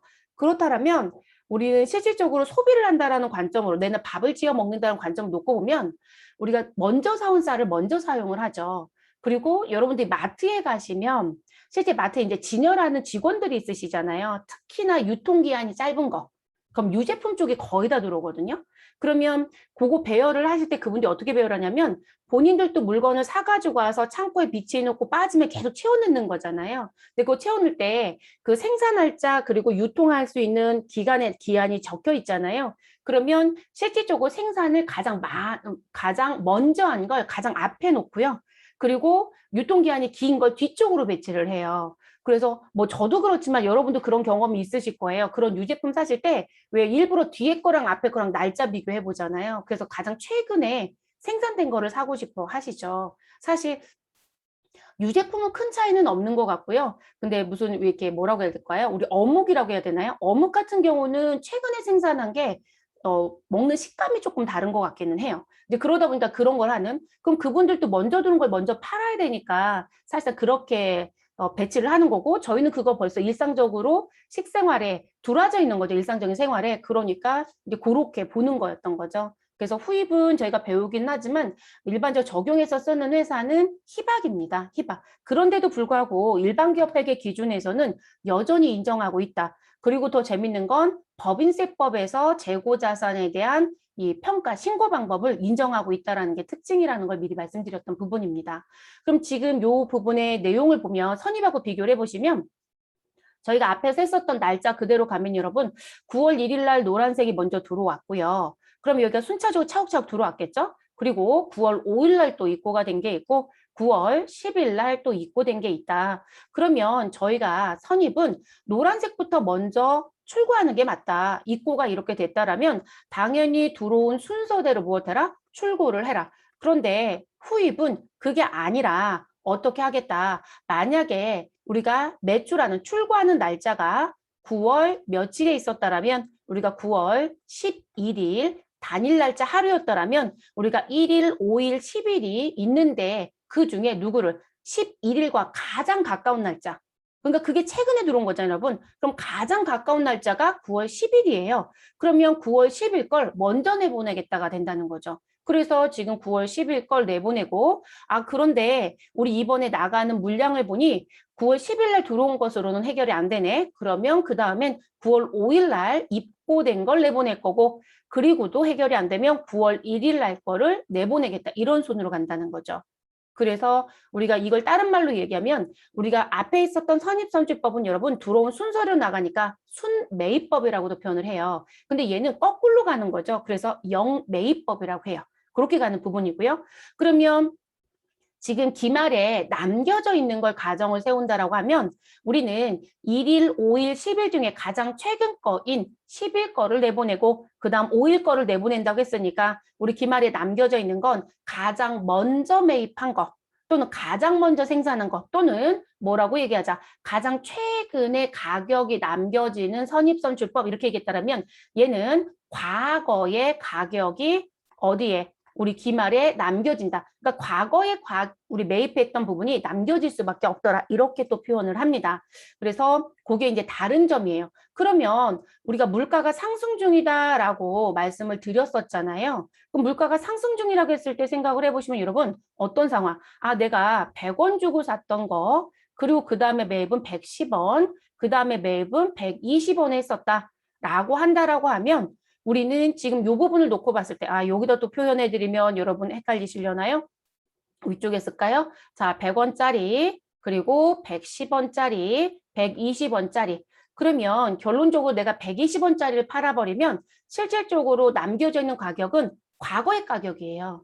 그렇게 된다는 거죠. 그럼 물가가 지금 상승 중인 게 맞죠, 여러분? 처음에 살 땐 100원짜리였는데 그 다음에 110원이고 그 다음에 120원이면 가격은 지속적으로 올라가고 있더라. 반대이면 가격은 떨어지고 있다. 이렇게 얘기할 거고요. 시험 문제 푸실 땐 상승의 관점으로 시험 문제를 내는지 하락의 관점으로 시험 문제를 내는지 꼭 확인하세요. 빈도는 상승 문제가 더 많기는 합니다. 그럼 상승 주기였다라고 하게 되면 여러분 우리가 고민해 볼게요. 저희가 지금 나와 전혀 요 사건에 노란색만 재고로 남겨져 있다라고 한다라면 우리는 항상 대변만 보시라고 했었잖아요. 그러면 기말에 남겨져 있는 기말 재고와 그리고 내가 팔았다라고 하는 매출 원가를 놓고 보니 선입선출법 같은 경우 기말재고가 무슨 부분? 가장 최근에 비싼 게 남겨지는 원리였어요. 근데 후입은 비싼 걸 먼저 파는 꼴이 되는 거예요. 이렇게 되면 그러면 기말에 남겨져 있는 건 노란색만 남겨져 있다라면 100원짜리가 남는 거예요. 그럼 매출 원가는 얼마가 될 것이다. 우리 매출 원가는 지금 요 두 금액 더해주시면 되는 거니까 230원이 되는 거죠. 그러면 다른 단가 상정 방법하고 비교해 봤을 때 특히나 선입하고 비교해 보신다라고 하면 오히려 선입보다는 기말 재고가 무엇하다? 작게 계상이 되죠. 지금 제가 얘기한 건 선입 선출법 대비입니다. 그러면 매출 원가 뭐가 된다? 크게 계상이 되죠. 그러면 선입 같은 경우는 이익이 더 커진다고 했단 말이에요. 그럼 후입은 매출 원가가 커졌으니까 우리는 수익에서 누굴 뺄 거니까 비용을 뺄 거니까 우리는 이익이 무엇될 것이다. 줄어들 수밖에 없는 거죠. 됐을까요? 그럼 이익이 줄었으니까 주주한테 줄 배당이 줄어들 거고요. 또는 세금을 적게 낼 수 있는 효과가 있죠. 그러니까 내가 선입선출법으로 적용하고 있다가 이익을 줄이고 싶다. 그럼 무슨 방식으로 적용하면 후입으로 적용하면 어찌됐든 우리는 불법을 하겠다는 마음을 먹은 거니까요. 후입을 적용하게 되면 사실상 기말재고가 작아지면서 원가가 커져요. 그러면 이익이 줄어들면서 세금을 적게 내는 거죠. 그러니까 우리가 세무조사하는 과정 중에도 이 평가가 올바르게 되었느냐라는 걸 보는 게 그런 취지예요. 악용하면 안 되는 게 있으니까. 그래서 이제 그런 부분이 있는 거다라고 보시면 되고요. 자, 그리고 자, 후입선출법은 계속기록법하고 실질재고조사법, 실사법 두 가지의 수량결정 방법을 모두 쓸 수 있느냐? 네, 모두 사용 가능합니다. 그런데 선입 같은 경우는 이런 보여드렸지만 결과가 같았었죠. 매출원가도 장부에 쓰든 실사를 하든 매출 원가, 기말 재고 금액이 동일하더라. 그런데 후입은 동일하지 않다예요. 그런데 여러분 무조건 다르다라고 표현하지는 않아요. 네, 동일할 수도 있으니까. 그런데 대체적으로 다르다라는 표현이 맞아요. 다를 수 있다. 근데 선입은 다르지 않거든요. 걔는 항상 같아요. 근데 얘는 다를 수 있다라는 사건이 생겨요. 그러면 어떤 상황이냐면 제가 날짜를 다시 쓸게요. 제가 9월 1일, 9월 5일, 9월 10일 물가는 여전히 상승 중 9월 1일 날은 100원짜리, 9월 5일 날은 110원짜리, 9월 10일 날은 지금 현재 120원짜리.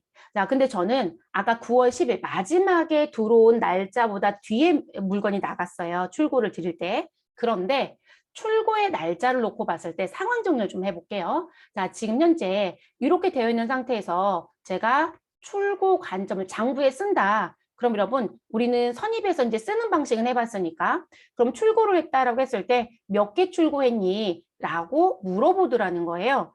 그래서 물어보길래 저는 지금 현재 출고를 며칠 날 9월 6일 날 했어요 라고 얘기를 하더래요. 9월 6일 날. 그럼 9월 6일 시점에서 장부에 기록하고 있다라고 하면 장부에 기록하고 있다라고 하면 계속 기록법이면 우린 장부에서 무슨 사실이 보여요, 여러분? 우리가 9월 5일과 9월 1일이 보이죠? 그러면 우리는 뭘 팔았을 것이다. 9월 5일 걸 팔겠죠. 그렇죠? 그러니까 9월 6일 날은 나는 9월 5일에 무엇된 거, 입고된 거 얼마를 팔았다? 110원짜리를 팔았다. 이렇게 될 거거든요.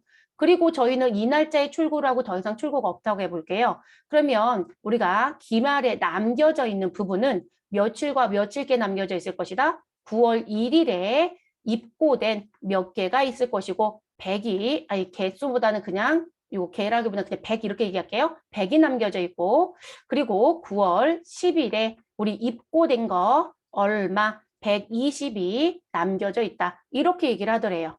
됐을까요? 자, 이거는 지금 현재 장부를 기록해서 쓰는 방식이에요.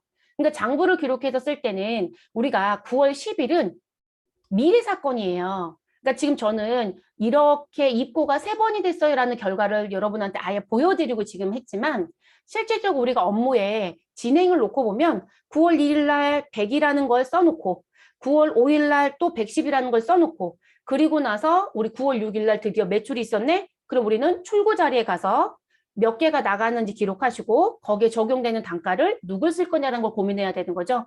그러면 9월 6일과 가장 가까운 날짜는 9월 5일이에요. 그러니까 9월 5일을 쓰더라는 거죠. 그런데 똑같이 출고가 됩니다. 근데 여러분 계속기록법이 아니라 우리가 실지재고조사법인 실사법을 썼다. 라고 하게 되면 실사는 기초와 누구는 보여지고 있다. 매입은 보여지고 있다. 그래서 나는 기초가 100이 있었고 매입은 110과 그리고 누가 있다? 120이 있었다. 이렇게 보여지는 거죠. 그래서 이렇게 차변의 결론을 내놓고 그리고 나서 무엇한다? 창고에 가라 라고 얘기한다고 했죠, 여러분. 그래서 창고에 갔습니다. 그리고 창고에 가서 무엇을 파악한다?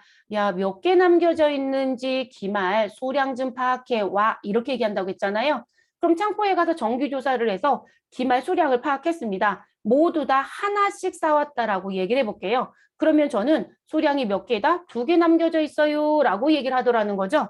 그러면 저희는 지금 기초 하나에 매입 2개가 있어서 몇 개를 팔 수 있다? 3개를 팔 수 있다. 근데 그중에 2개가 남겨져 있다. 그러면 저는 이것으로 인해서 무엇한 거? 나 팔았어요 라고 하는 출고가 결론이 난다고 했잖아요. 그럼 그 출가는 자연스럽게 몇 개가 된다? 1개가 되는 거죠. 1개. 그럼 여러분 이 1개를 누굴 내보낸 건데 라는 결론이 나오는 거예요. 그러면 지금 9월 1일, 9월 5일, 9월 10일. 그러니까 여러분 출고의 날짜가 우리한테는 안 보이는 거예요. 9월 6일이 안 보인다는 관점이에요.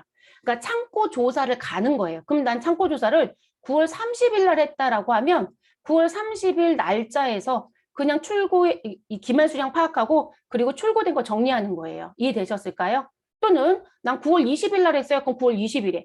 그런 식의 과정이거든요. 그러면 지금 9월 10일, 9월 5일, 9월 1일이 있으니까 저는 이 1개는 지금 현재 누구를 팔았다고 얘기했을까요? 9월 10일 날 걸 팔았다고 얘기가 돼요. 9월 10일. 그래서 9월 10일 날 거 우리 무엇하였다? 입고된 거 1개를 팔았다. 근데 그게 얼마짜리였다? 우리 120원짜리였다. 자, 그럼 이게 결론이 났으니까요. 2개에 남겨져 있는 이 2개짜리하고 관련되어 있는 기말에 남겨져 있는 건 우리 며칠 날 구입한 거? 우리 9월 1일 날 구입해서 입고된 거. 자, 얼마짜리? 100원짜리가 남고요. 그리고 9월 5일 날 무엇한 거? 입고된 거 얼마짜리? 110원짜리가 남아요. 그럼 계속 기록법이었을 때는 지금 무슨 부분? 제가 출고를 지금 했다라고 했을 때 요거 내보냈다고 했었잖아요. 그러면 요게 뭐가 된다? 매출 원가가 되죠. 그러면 계속 기록법이었을 때 매출 원가는 얼마가 되고 110이 되네요. 자, 그리고 기말 재고의 금액은 얼마가 된다? 220원이 되네요. 자, 그런데 실사법이었을 때는 우리 매출 원가는 얼마가 된다? 120원이 되죠. 자, 그럼 지금 일단 원가가 다르네요. 그리고 남겨져 있는 재고의 금액은 1일과 5일께 남기 때문에 우리는 얼마가 된다? 210원이 기말 재고가 되죠. 됐어요, 여러분? 그래서 지금 후입선출법은 계속기록법하고 실질조사법 모두 다 사용은 가능하다. 수량을 결정하는 방법. 그렇지만 거기에 남겨져 있는 수량에 적용되는 단가가 다르게 결론이 나기 때문에 결과는 무엇하다? 다를 수 있다예요. 그러니까 지금 보면 기말재고 금액, 매출원가 금액이 지금 계속기록법에서 산정한 방법과 그리고 실사법에서 계산돼서 들어온 산정 방법, 산정의 결론이 다르잖아요. 이해되셨죠? 근데 그걸 이렇게 표현해요. 다르다, 같지 않다라고 표현합니다. 그게 그런 얘기이고요. 자, 그 다음으로 넘어가 볼게요, 여러분. 네, 우리 교재 예제 1번에 예제 나와져 있는 부분 문제 봐주시면 됩니다. 네. 자, 그러면 그 예제 1번에 있는 부분에 선입은 해봤으니까 이번에 누구를 하자? 후입. 자, 후입도 여러분 선입하고 동일하게요. 누구만 보셔라? 우리가 시험 문제 나오면 이렇게 기록을 줄 겁니다. 그러면 우리는 무슨 부분? 매출 원가 계산하세요 라는 문제가 나오면 매출만 정리하셔라. 그리고 기말재고 금액을 계산한다 하더라도 여러분 무슨 부분? 매출이 정리가 되면 남겨져 있는 게 기말이 될 거거든요. 그래서 그렇게 정리를 해주시면 되겠습니다. 시험 목적은. 자, 우린 그러면 후입선출법에 의한 매출 원가와 그리고 기말 재고자산의 금액이 얼마인지 계속기록법에 의해서 계산을 해볼게요. 그럼 지금 모든 똑같은 사건을 가지고 계속 계산하고 있는 거란 말이에요.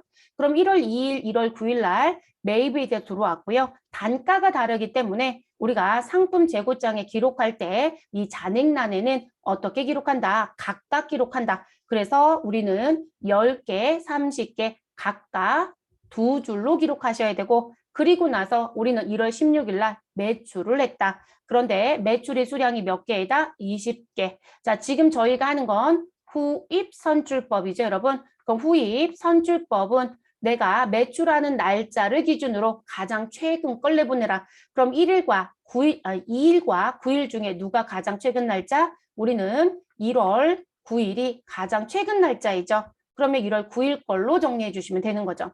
그럼 1월 9일에 단가 얼마짜리? 120원짜리. 거기 여기 잔액에 있었던 거고요. 그래서 20개 곱하기 120원. 그래서 얼마? 2,400원이라고 하는 매출 원가가 결정이 됩니다. 자, 그리고 나서 남겨져 있는 건 몇 개? 우리 20개가 남죠. 근데 그 20개가 하나는 1월 2일에 가지고 있었던 기초, 그리고 하나는 1월 9일에 입고된 거, 이렇게 각각 기재가 됩니다. 여러분 벌써 선입하고 달라지는 게 눈에 보이시죠?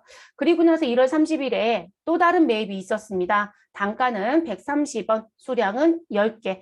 그럼 여러분 지금 단가가 100원짜리, 120원짜리, 130원짜리 전부 다 남는 거죠. 그래서 이렇게 되어집니다. 됐을까요? 그래서 이거 그대로 기록합니다. 그러면 매출원가는 2,400원이고요. 그리고 지금 잔액란에 기재되어 있는 이 부분들은 뭐가 된다? 재고가 되는 거죠. 그래서 기말 재고는 10개 곱하기 100원에서 1,000원 더하기 10개 곱하기 120원에서 1,200원 더하기 10개 곱하기 130원에서 1,300원을 더해 주시면 됩니다. 그래서 3,000 얼마가 된다? 우리 500원이 된다. 그래서 이렇게 결론. 그리고 그럼 지금 제가 2월 1일 날, 2월 2일 날 우리 무엇하였다? 2월 2일 날 매출이 있었다. 그래서 출고가 있었다.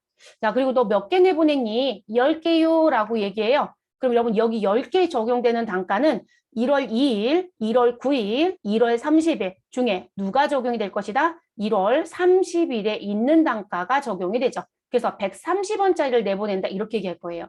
그럼 여러분 남겨져 있는 재고는 누가 남아요? 우리는 죄송합니다. 100원짜리와 120원짜리가 남죠. 만약에 여러분 이 상황에 또 매입했어요. 그리고 또 나갔어요. 또 매입하고 또 나가요. 그렇게 되면 우리가 실질적으로 일정한 재고를 계속 쌓아놓고 있다고 하면 내가 전년도라든지 전월에서 넘겨받은 재고가 안 팔리고 서류상으로는 계속 쌓여있는 꼴이 돼요, 여러분.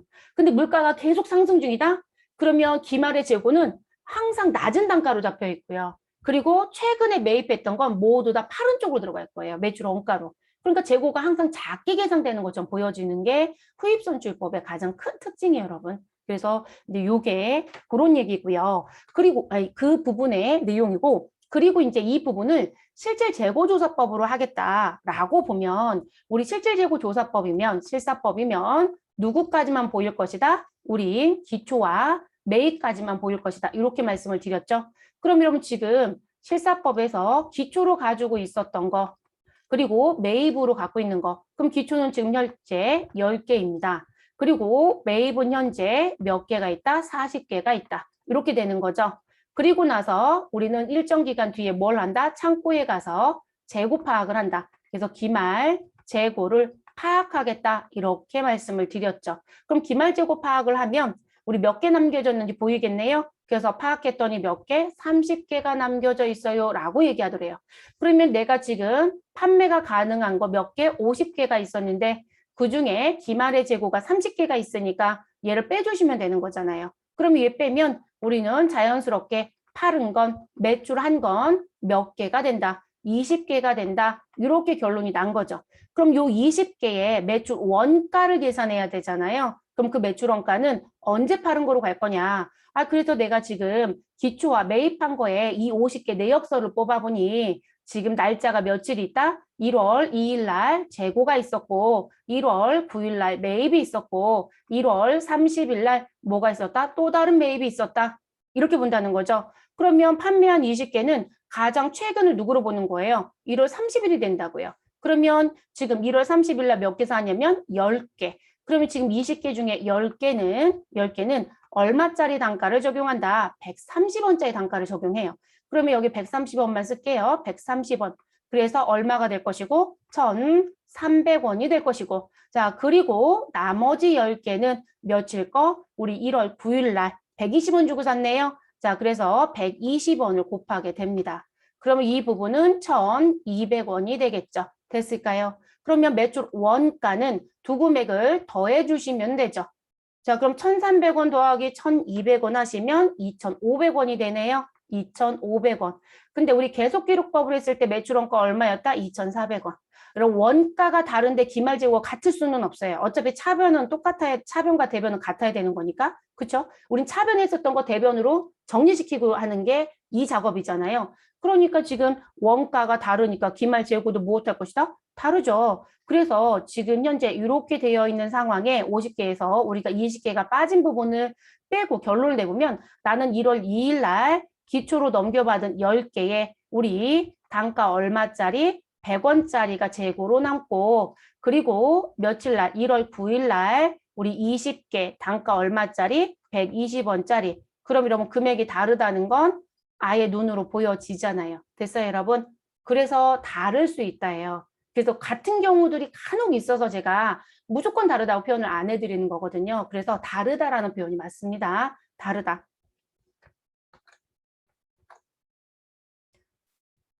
그래서 여러분 우리가 현실에서는 이걸 실사법하고 계속기록법 두 개를 병행해서 쓰면 수량의 파악의 차이는 알 수 있지만 단가 산정 방법에 따라서 또 다르게 볼 수도 있겠구나라는 걸 얘기해요. 그래서 대부분들 어떻게 많이 따르냐면 그냥 계속기록법에 있어 장부 관리를 꾸준히 하고요. 그리고 뒤에 가서 우리가 수량은 무슨 부분 실사법을 적용해서 장부에 있는 수량하고 차이만 해요. 그러니까 우리처럼 계속기록법에 의해서 금액을 다시 계산하고 실사법에 의해서 금액을 계산해서 비교를 하는 건 그냥 교육상에서만 하는 거고요. 업무는 그렇게 안 하고 장부에 어디까지 금액까지 쓰는 걸 다 한다. 계속기록법을 쓴다. 그리고 추후에 수량만 실사법을 적용해 버리는 거예요. 수량만. 그러면 장부 수량이랑 창고 수량이 같은지는 비교가 되잖아요. 그래서 수량의 차이 부분이 발생이 되면 그 부분만 찾으러 가는 거예요. 그리고 이제 거기에 단가는 장부에 기록했던 방식대로 단가를 그러니까 적용을 해서 정리시키려고 해요. 네, 정리시키려고 합니다. 일은 그렇게 하고 있더라는 거죠. 시험은 뭐 배우는 FM들 다 물어봐야 되니까 우리한테 내고 있는 거고요. 자, 그럼 교재 부분에 몇 페이지 보시면 우리 72페이지인가요? 네, 72페이지 보시면 후입선출법 아래쪽에 선입선출법과 후입선출법에 대한 비교가 있을 거예요. 네, 그래서 아까 말씀드렸던 것처럼 선입선출법은 들어온 순서대로 가기 때문에 순매입법, 후입선출법은 들어온 거 거꾸로 나가는 의미가 있기 때문에 역매입법 이렇게 표현한다고 말씀드렸고요. 그럼 이들의 특징을 좀 보자. 여러분, 선입선출법은 일상적으로 여러분이 생활에서도 사용하는 방식대로 돌아가는 사이클이죠. 그래서 그런 걸 뭐라고 얘기하냐면 물량 흐름과 원가 흐름이 대체적으로 무엇하더라? 일치하더라. 우리가 배우는 건 원가 흐름이에요, 여러분.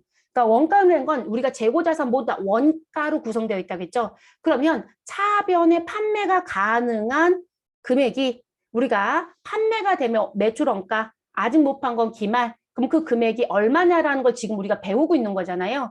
근데 그게 원가 흐름이거든요. 근데 그게 일상적으로 물건들이 들어와서 나가는 사이클과 무엇하더라? 일치하더라, 같더라 이런 얘기예요. 그래서 일반적으로 우리가 생각하는 패턴대로 돌아가는 방식이 선입선출법이라고 얘기를 합니다.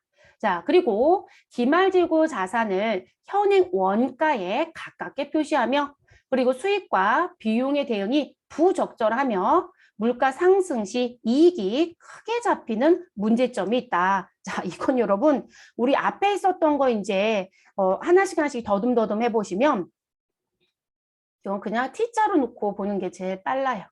그러면 매출, 원가, 그리고 기말, 재고. 자, 우리는 매입을 2번, 매출을 1번만 둘게요. 그래서 우리는 이렇게 얘기합니다. 9월 1일 날 매입이 있었다. 100원짜리 1개. 자, 그리고 9월 5일 날 또 다른 매입이 있었다. 이번엔 200원짜리 1개. 자, 그리고 나서 우리는 9월 6일 날 드디어 매출이 있었다. 하나 팔았답니다. 그러면 우리 선입선출법이었다라고 하면 우리는 6일 날 매출할 때 1일 거 먼저 팔아요? 5일 거 먼저 팔아요? 우리는 1일 거 먼저 팔겠죠? 그러면 매출에 적용되는 건 1개 곱하기 100원짜리가 나갔다. 이런 원리로 끝나겠죠. 그럼 이것으로 인해서 우리는 남겨져 있는 재고는 이 매출이 끝나면서 재고는 얼마짜리가 우리 다 1개 샀다고 했으니까 여러분 200원짜리가 남는 거겠죠. 됐을까요? 그럼 지금 100원 주고 샀고 200원 주고 샀다라고 했으니까 물가는 무슨 상태다? 상승 중이에요. 그렇죠? 그래서 지금 현재 보시면 물가가 상승 중이라고 얘기를 합니다. 그래서 기말 재고는 우리 가장 최근에 매입한 게 남는다. 그럼 시장에서 움직이고 있는 공정 가치가 남는 거죠. 그러니까 기말 재고 자산의 현행 원가가 가깝게 표시된다. 현행 원가에 가깝게 공정 가치로 표시가 된다. 맞죠, 여러분? 최근에 산 게 남겨지는 결론이니까. 그러면 매출 원가에 기재되는 건 무엇일 것이다? 과거께 들어가는 거죠. 과거께 100원. 자, 근데 여러분 제가 물가가 상승 중이라고 했잖아요. 그럼 여러분 지금 물건을 파는 사람이라고 하면 물가가 내가 사오는 금액이 올라가면 파는 금액도 올리지 않아요? 안 올릴까요? 그냥 파는 금액은 계속 고정으로 할까요? 아니에요, 여러분. 우리 언론이라든지 아니면 어디 올라올 때 보면 정말 어쩔 수 없이 이번에 올려야 합니다. 원가가 많이 올라갔습니다. 이렇게 얘기하지 않나요? 그러면 우리 한동안 그런 얘기 했었죠. 원가가 많이 올라갔다. 뭐 이렇게 얘기하면서 이제 무슨 분들 가격을 올렸어요. 근데 원가가 떨어지기도 해요. 그러면 가격을 빼줘야 되는데 빼주는 건 안 하니까 소비자들 입장에서는 아니 우리가 무슨 호구냐. 니네 올릴 때는 다 받아먹고 내릴 땐 왜 안 빼주냐. 그럼 주유소도 그렇잖아요. 왜냐면 주유소 같은 경우도 여러분 실질적으로 기름 가격이 영향을 상당히 많이 받아서 들어오는 게 있거든요. 근데 보면 가격 빼주는 건 잘 못 본 것 같아요. 가격이 올라가면 정말 득달같이 올리거든요. 그럼 결론적으로 들어오는 가격이 올랐으니까 매출 가격도 올랐다는 얘기거든요. 그럼 여러분 지금 이게 생각을 해보실 게 뭐냐면 내가 매출의 가격은 얼마로 파는지 몰라도 매출 가격은 분명히 무엇에 대한 부분, 가격 상승에 대한 부분을 무엇하였을 것이다. 반영하였을 것이다. 그런데 이 매출 가격은 물가 상승 부분을 반영을 했는데 원가는 여전히 뭐가 되는 거예요? 낮은 가격으로 기재가 되어 있잖아요. 낮은 가격으로. 그쵸? 그래서 이 부분 때문에 무슨 문제가 있다? 재고는 최근 거로 남겨져 있으니까 더 크게 남는 현상이 있고 똑같이 하나인데도 불구하고. 그리고 원가는 작게 낮은 가격으로 잡히는 현상이 있다. 그러면 우리는 앞에서 뭘 배웠다? 우리는 수익이 발생이 되면 그 기간에 누가 들어와야 된다? 대응되는 비용이 들어와야 된다. 이걸 배웠었고요. 그쵸? 그러면 지금 이거 놓고 보면 지금 매출은 문제가 없지만 거기에 대응되는 비용인 매출 원가는 현재 가격 반영을 제대로 하고 있다, 안 하고 있다? 안 하고 있잖아요. 그럼 수익 비용 대응의 원칙이 적절하다, 적절하지 않다? 적절하지 않죠. 그래서 부적절하다 또는 적합하지 못하다라고 얘기를 해요. 지금 물가가 상승해서 매출의 가격도 올라갔다라면 매출 단가를 올려줬다라면 거기에 대응되는 원가도 올라가는 원가가 들어야 되는 게 현실적으로 맞는 거거든요. 근데 이 선입선출법은 그게 문제가 돼요. 그리고 이제 저희는 교육상이니까 1월 1일 날 100원 주고 아니 9월 1일 날 100원 주고 샀고 9월 5일 날 200원이라고 제가 얘기하죠. 여러분 이런 식으로 물가 상승이 너무 여러분 2배가 뛰었잖아요. 그죠? 사오는 가격이 회사 문 닫아야 되죠. 사실상 사업할 수 없어요, 여러분 이렇게 되면. 근데 우리는 교육이니까 기간을 길게 끌고 갈 이유가 없어요. 단편적으로 원리만 따지면 되는 거니까. 그래서 이게 실질적으로 문제가 있다고 보는 거예요. 그래서 부적절하다. 수익 비용 대응이 적합하지 못하다. 이렇게 얘기를 합니다. 자, 그리고 기말 재고가 커졌다라고 했어요, 여러분. 물가가 상승할 때. 그럼 매출 원가는 작은 가격이 대응되니까 비용은 작아져 있겠죠?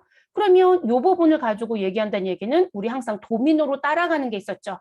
그렇죠? 그래서 재고 자산은 기말자 빼고 가도 똑같이 이해해 주세요. 재고 자산은 무엇 할 것이다? 과대 계상이 되는 현상이 나오죠.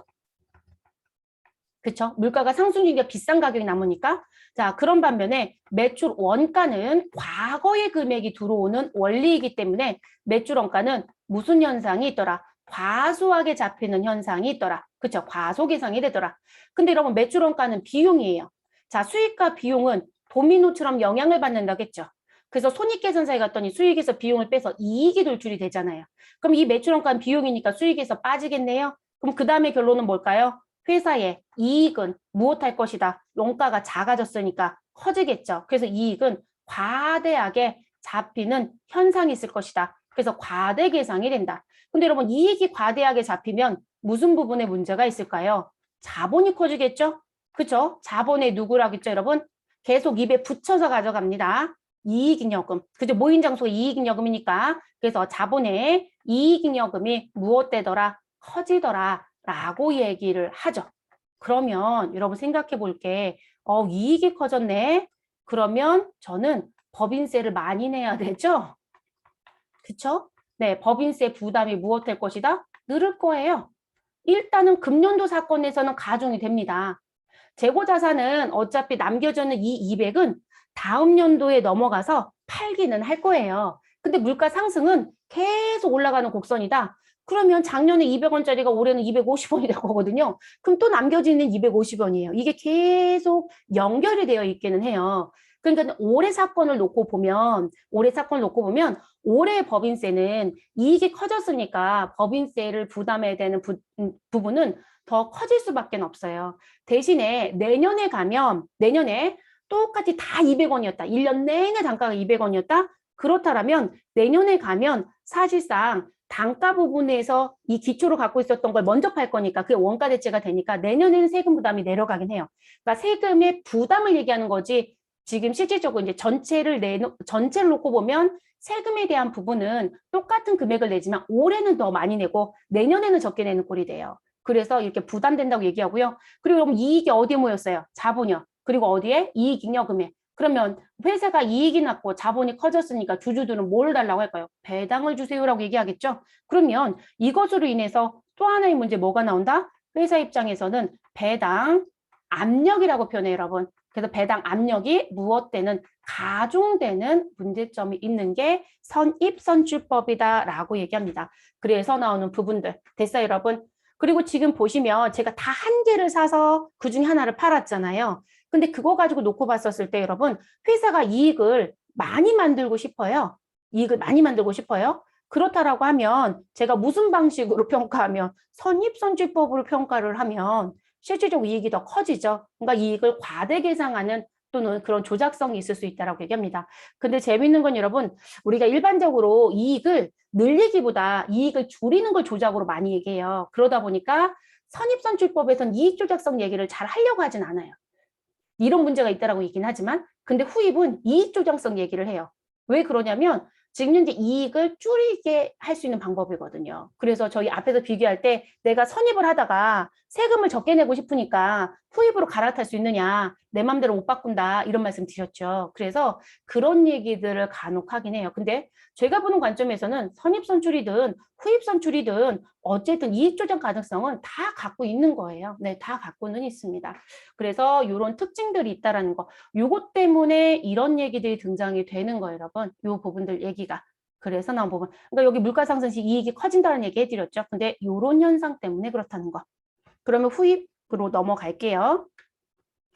자, 후입선출법은 자, 우리 가장 최근에 산 걸 먼저 팔겠다. 공장에 투입하겠다. 자, 물량 흐름과 누가 생각해봐도 원가 흐름이 우리 일치한다, 일치하지 않는다? 일치하지 않죠. 그렇죠? 우리는 먼저 들어온 거 먼저 내보냅니다. 심지어는 창고 담당자들이 그래서 창고에 적재할 때 그거 적재하는 부분에 위치도 다 정해서 쓰잖아요. 안 그러면 난리 나죠. 저희가 아까 9월 1일 날, 5일 날, 10일 날 들어왔다? 그런데 여러분 이게 들어올 때마다 제가 지게차에 실어서 다 배치를 했어요. 근데 우리는 먼저 쓰는 게 일반적인 상식인데 일일 걸 저 맨 뒤에 넣어놨어요. 그리고 그 다음 들어온 거 넣어놓고 그 다음 들어온 거 넣어놨다. 근데 이게 통로가 있으면 뺄 수 있는데 통로가 없었다? 그럼 무슨 상황이 생길까요? 우리는 역으로 이런 거 다 끄집어내죠. 그러면 이제 창고 담당자는 욕을 바가지로 얻어먹죠. 그래서 대체적으로요. 그런 식으로 대량으로 들어오고 나서 나가는 시기가 조금 뒤다라고 하면 이거 어떻게 배치할 건지까지 다 만들어서 움직입니다. 그래서 창고 담당자가 그래서 따로 있는 거고요. 그래서 불을 치고 그리고 이제 여기서도 무슨 얘기를 해야 될까요? 물가가 상승하면 어떻게 되느냐라는 얘기를 또 해야 되겠죠. 자, 물가가 상승이라고 했으니까 저희는 또 무슨 얘기를 해보자. 또 이렇게 계정을 놓고 얘기를 해보시면 되겠죠. 자, 그리고 아까 말씀드렸던 거 똑같이 갈게요, 여러분. 9월 1일 날 저희 아까 얼마 주고 샀나요, 여러분? 100원인가요? 100원 주고 샀어요. 자, 그리고 우리 9월 며칠 날이죠? 5일 날. 자, 그리고 얼마? 200원 주고 샀다. 자, 그리고 나서 저는 드디어 9월 6일 날 뭐가 있었다? 팔았다. 그래서 이 두 개는 모두 다 매입이고요. 자, 그리고 9월 6일은 매출입니다. 그럼 후입선출법은 누구를 내보낸다? 9월 5일 걸 내보낸다는 게 특징. 그래서 9월 5일 날 샀던 거 한 개를 얼마에 200원 주고 샀던 애, 그 아이를 내보냈다. 이렇게 되는 거죠. 자, 그렇게 되면 우리는 남겨져 있는 기말의 재고는 얼마가 될 것이고 기말의 재고는 100원짜리가 남을 것이고 자, 그리고 우리 지금 여기에 매출 원가는 얼마짜리가 들어갈 것이다. 200원짜리가 들어갈 것이다. 이렇게 되는 거죠. 자, 그럼 이렇게 물가가 상승 중이라고 했으니까요. 그럼 물가가 상승 중인 상황에서 보시면 기말 재고에 남는 가격은 계속 과거 가격이 쌓여요. 그리고 지금 현재 5일 거는 팔았고 여기에 또 다른 매입이 들어왔다. 6일날 매출하고 나서. 그러면 우리는 그 다음에 매출할 때 1일 걸 먼저 내보내는 게 아니라 그 뒤에 들어 매입했던 걸 또 나갈 거거든요. 그러면 기말에 남겨져 있는 건 진짜 오래된 아이들이 남겨지는 거죠. 그래서 이 부분은 과거에 매입에 대한 부분이 남겨져 있다. 그래서 과거 가격이 무엇되어 있다? 반영되어 있다. 이렇게 얘기를 합니다. 그리고 물가가 상승 중이었을 때 하나하나에서 2개 사온 것 중에 하나 팔았잖아요. 그쵸? 자, 그럼 지금 보시면 지금 똑같은 물건인데 100원 주고 샀던 애, 200원 주고 샀던 애 중에 가장 최근인 200원짜리 팔고 나면 우리는 100원짜리가 남는다고 했으니까 기말 재고가 무엇되는 똑같은 물건인데도 불구하고 낮은 가격으로 남는 거죠. 물가가 상승 중이면. 그럼 기말 재고는 무엇하게 작게 계상이 된다라고 하죠. 그래서 기말 재고 자산은 우리는 작은 금액으로 남겨지더라. 그래서 과소하게 남겨질 수밖에 없다. 그거를 우리 무슨 부분 과소하게 평가된다. 이렇게 얘기한 거고요. 그러면 재고 자산이 과소하게 계상이 되면서 우리 누구는 커지는 효과, 매출 원가는 커지는 효과가 들어오는 거죠. 그래서 매출 원가는 과대하게 무엇에는 커지는 효과가 있다. 근데 여러분 매출 원가는 계속 말씀드리지만 손익계산서의 비용이에요. 그럼 비용이 커졌으니까 이것으로 인해서 우리는 무슨 부분이 이익이 무엇될 것이다? 작아지는 효과가 있겠죠. 그래서 이익이 작아지는 과소계상되는 부분이 나오게 됩니다. 그럼 이익이 과소되면 우리 마지막 종착지 누구요? 자본이요. 자, 자본이 무엇 될 것이다? 과소하게 계상이 될 것이다. 이렇게 얘기를 하죠. 그러니까 지금 선입선출법하고 후입선출법은 완전히 반대예요. 그러면 이것 때문에 이제 나오는 문제점을 얘기하면 자, 지금 이익이 적게 계상이 됐으니까요. 금년도에는 법인세를 무엇할까요? 적게 내는 효과가 있겠죠, 여러분. 그래서 이렇게 얘기합니다. 물가 상승 시 이익이 적게 계상되기 때문에 사실 세금 부담이 적어지더라. 그런데 우리 지금 현재 요 100원짜리가 내년에 가서 다 팔았다. 아, 우리 금년도에는요, 재고 하나도 없어요. 이렇게 얘기해요. 그러니까 작년에 100원짜리가 넘어왔는데 금년도에는 다 팔아서 기말 재고가 0이래요. 자, 그러면 결론적으로 다 매출 원가에 갔겠죠? 그대로 물가는 상승 중이에요. 그럼 제가 아까 말씀드렸지만 매입 가격이 올라가면 우리는 매출 가격도 자연스럽게 올릴 수밖에 없다. 그거는 고정값을 두고 우리 매입 가격을 올리는 현상으로 안 한다고 손해보는데요. 누가 그렇게 해요. 그렇잖아요. 그러니까 매출 가격도 올라갔을 거거든요. 그러면 물가가 상승 중이었을 때 거기에 대응되는 원가는 과거 가격이 들어오는 문제점이 있거든요. 실질적으로 이 100원짜리가 팔렸다라고 하면 기말재고 100원이 넘어가서 팔렸다라고 하면 그럼 그때 가서 이제 이익이 더 커지는 거죠. 그러니까 금년도에는 세금을 적게 내지만 우리 그게 팔리게 되면 다음 연도에는 뭐가 된다? 세금을 다시 낼 거예요. 그래서 아까 선입선출법은 금년도에는 세금의 부담이 커지고 근데 차후에 가면 세금 부담이 내려갈 것이다. 그럼 후입은 반대니까 우리는 다음 연도에 세금 부담이 못 될 것이다. 커져요. 근데 그걸 세금을 넘겼잖아요. 올해 안 내고 다음 연도 넘겼죠. 그럼 우리 여러분 연결돼서 다음 연도에 해당되는 걸 이연이라고 하죠. 그래서 이 부분 얘기할 때 법인세가 줄어들음으로써 그 법인세는 다음 연도 차기 언제인지 모르지만 못할 것이다. 그때 낼 것이다. 그래서 법인세 이연 효과가 있다고 합니다. 그럼 저는 그 부분을 이렇게 쓸게요. 세부담이 무엇됐다? 감소될 것이다. 이렇게 얘기하겠죠. 됐어요, 여러분? 그리고 뭐 제가 아까 선입선출법에 대해서 배당 압력이 무엇된다? 가중된다고 얘기했잖아요. 근데 그 얘기는 할 필요는 없죠. 근데 이제 이게 고민할 게 뭐냐면 회사 이익이 줄잖아요, 여러분. 그럼 매출 총이익이 줄었을 거고 결과론적으로 당기순이익이 줄었어요. 그럼 이 후입선출법을 조금 더 이제 관심 있게 보는 분들은 무슨 얘기를 하냐면 아니 이렇게 되면 실제 회사가 이익이 줄었으니까 내가 재무제표 제출하고 은행에서 대출을 받아야 되면 대출이 나올까? 이렇게 얘기해요. 그렇죠. 이익이 줄었으니까. 이해되시나요? 그래서 자금을 조달할 땐 내가 남한테 돈을 빌려오든 주식을 발행하든 이 회사가 이익이 났어야 자금 조달이 가능할 거 아니에요. 근데 그 자금 조달을 생각을 해보니 그런 부분에서는 지금 실질적으로 불리하게 작용이 되더라. 네가 이익이 줄고 있으니. 이해되셨어요? 네, 거기까지 파발이 되는 게 이 후입선출법의 갖고 있는 특징이에요. 근데 우리는 회계사나 세무사 준비를 할 건 아니라서요. 그 얘기까지는 거론하진 않습니다. 세부담 정도는 얘기해요. 그래서 법인세 이연 효과가 있다는 정도까지는 얘기할 수는 있습니다. 그래서 그 부분까지 갈 수 있고요. 그리고 이제 또 하나 문제점 뭘까요, 여러분? 지금 보시면 아까 선입상출법 얘기했을 때 내가 물가가 상승되니까 매가도 조정을 했을 것이다. 그럼 거기에 대응되는 원가도, 비용도 지금 현재 같이 물가 상승에 동반돼야 되는데 과거의 가격이 자꾸 매출원가에 돌아버리니까 그게 사실상 맞춰지지 않더라. 이렇게 말씀드렸죠. 근데 얘는 아니죠. 매출원가에 들어오는 건 최근 거죠. 기말이 과거 거였죠. 그러다 보니까 대응되는 수익과 비용을 놓고 보니 무엇하다. 어우, 적법하네요. 적절하네요. 이렇게 얘기합니다. 그래서 현행 수익과 현행 원가, 비용에 적절한 대응이다. 그러면 이거 우리 앞에서 배웠던 용어로 얘기하면 수익, 비용 대응의 원칙이 잘 지켜지고 있다. 이런 얘기가 되겠죠. 그래서 그렇게 들어오는 부분입니다. 그리고 이제 여기에 문제점, 아까 제가 법인세 이연 효과만 말씀드렸는데요. 이게 어떤 문제가 생기냐면 지금 요 100원이 다음 연도에 넘어가서 다 팔렸다라고 하면 그때 효과가 나올 거라고 했어요. 그래서 우리가 항상 기초는 전기에서 넘겨받은 기말이다라고 얘기를 했습니다. 자, 그리고 저희는 다 하나예요, 여러분. 이번에 매입을 또 하나를 했습니다. 근데 걔가 300원짜리래요. 자, 그런데 다 팔았답니다. 그러면 기말은 뭐가 된다? 0이 되는 거죠, 여러분.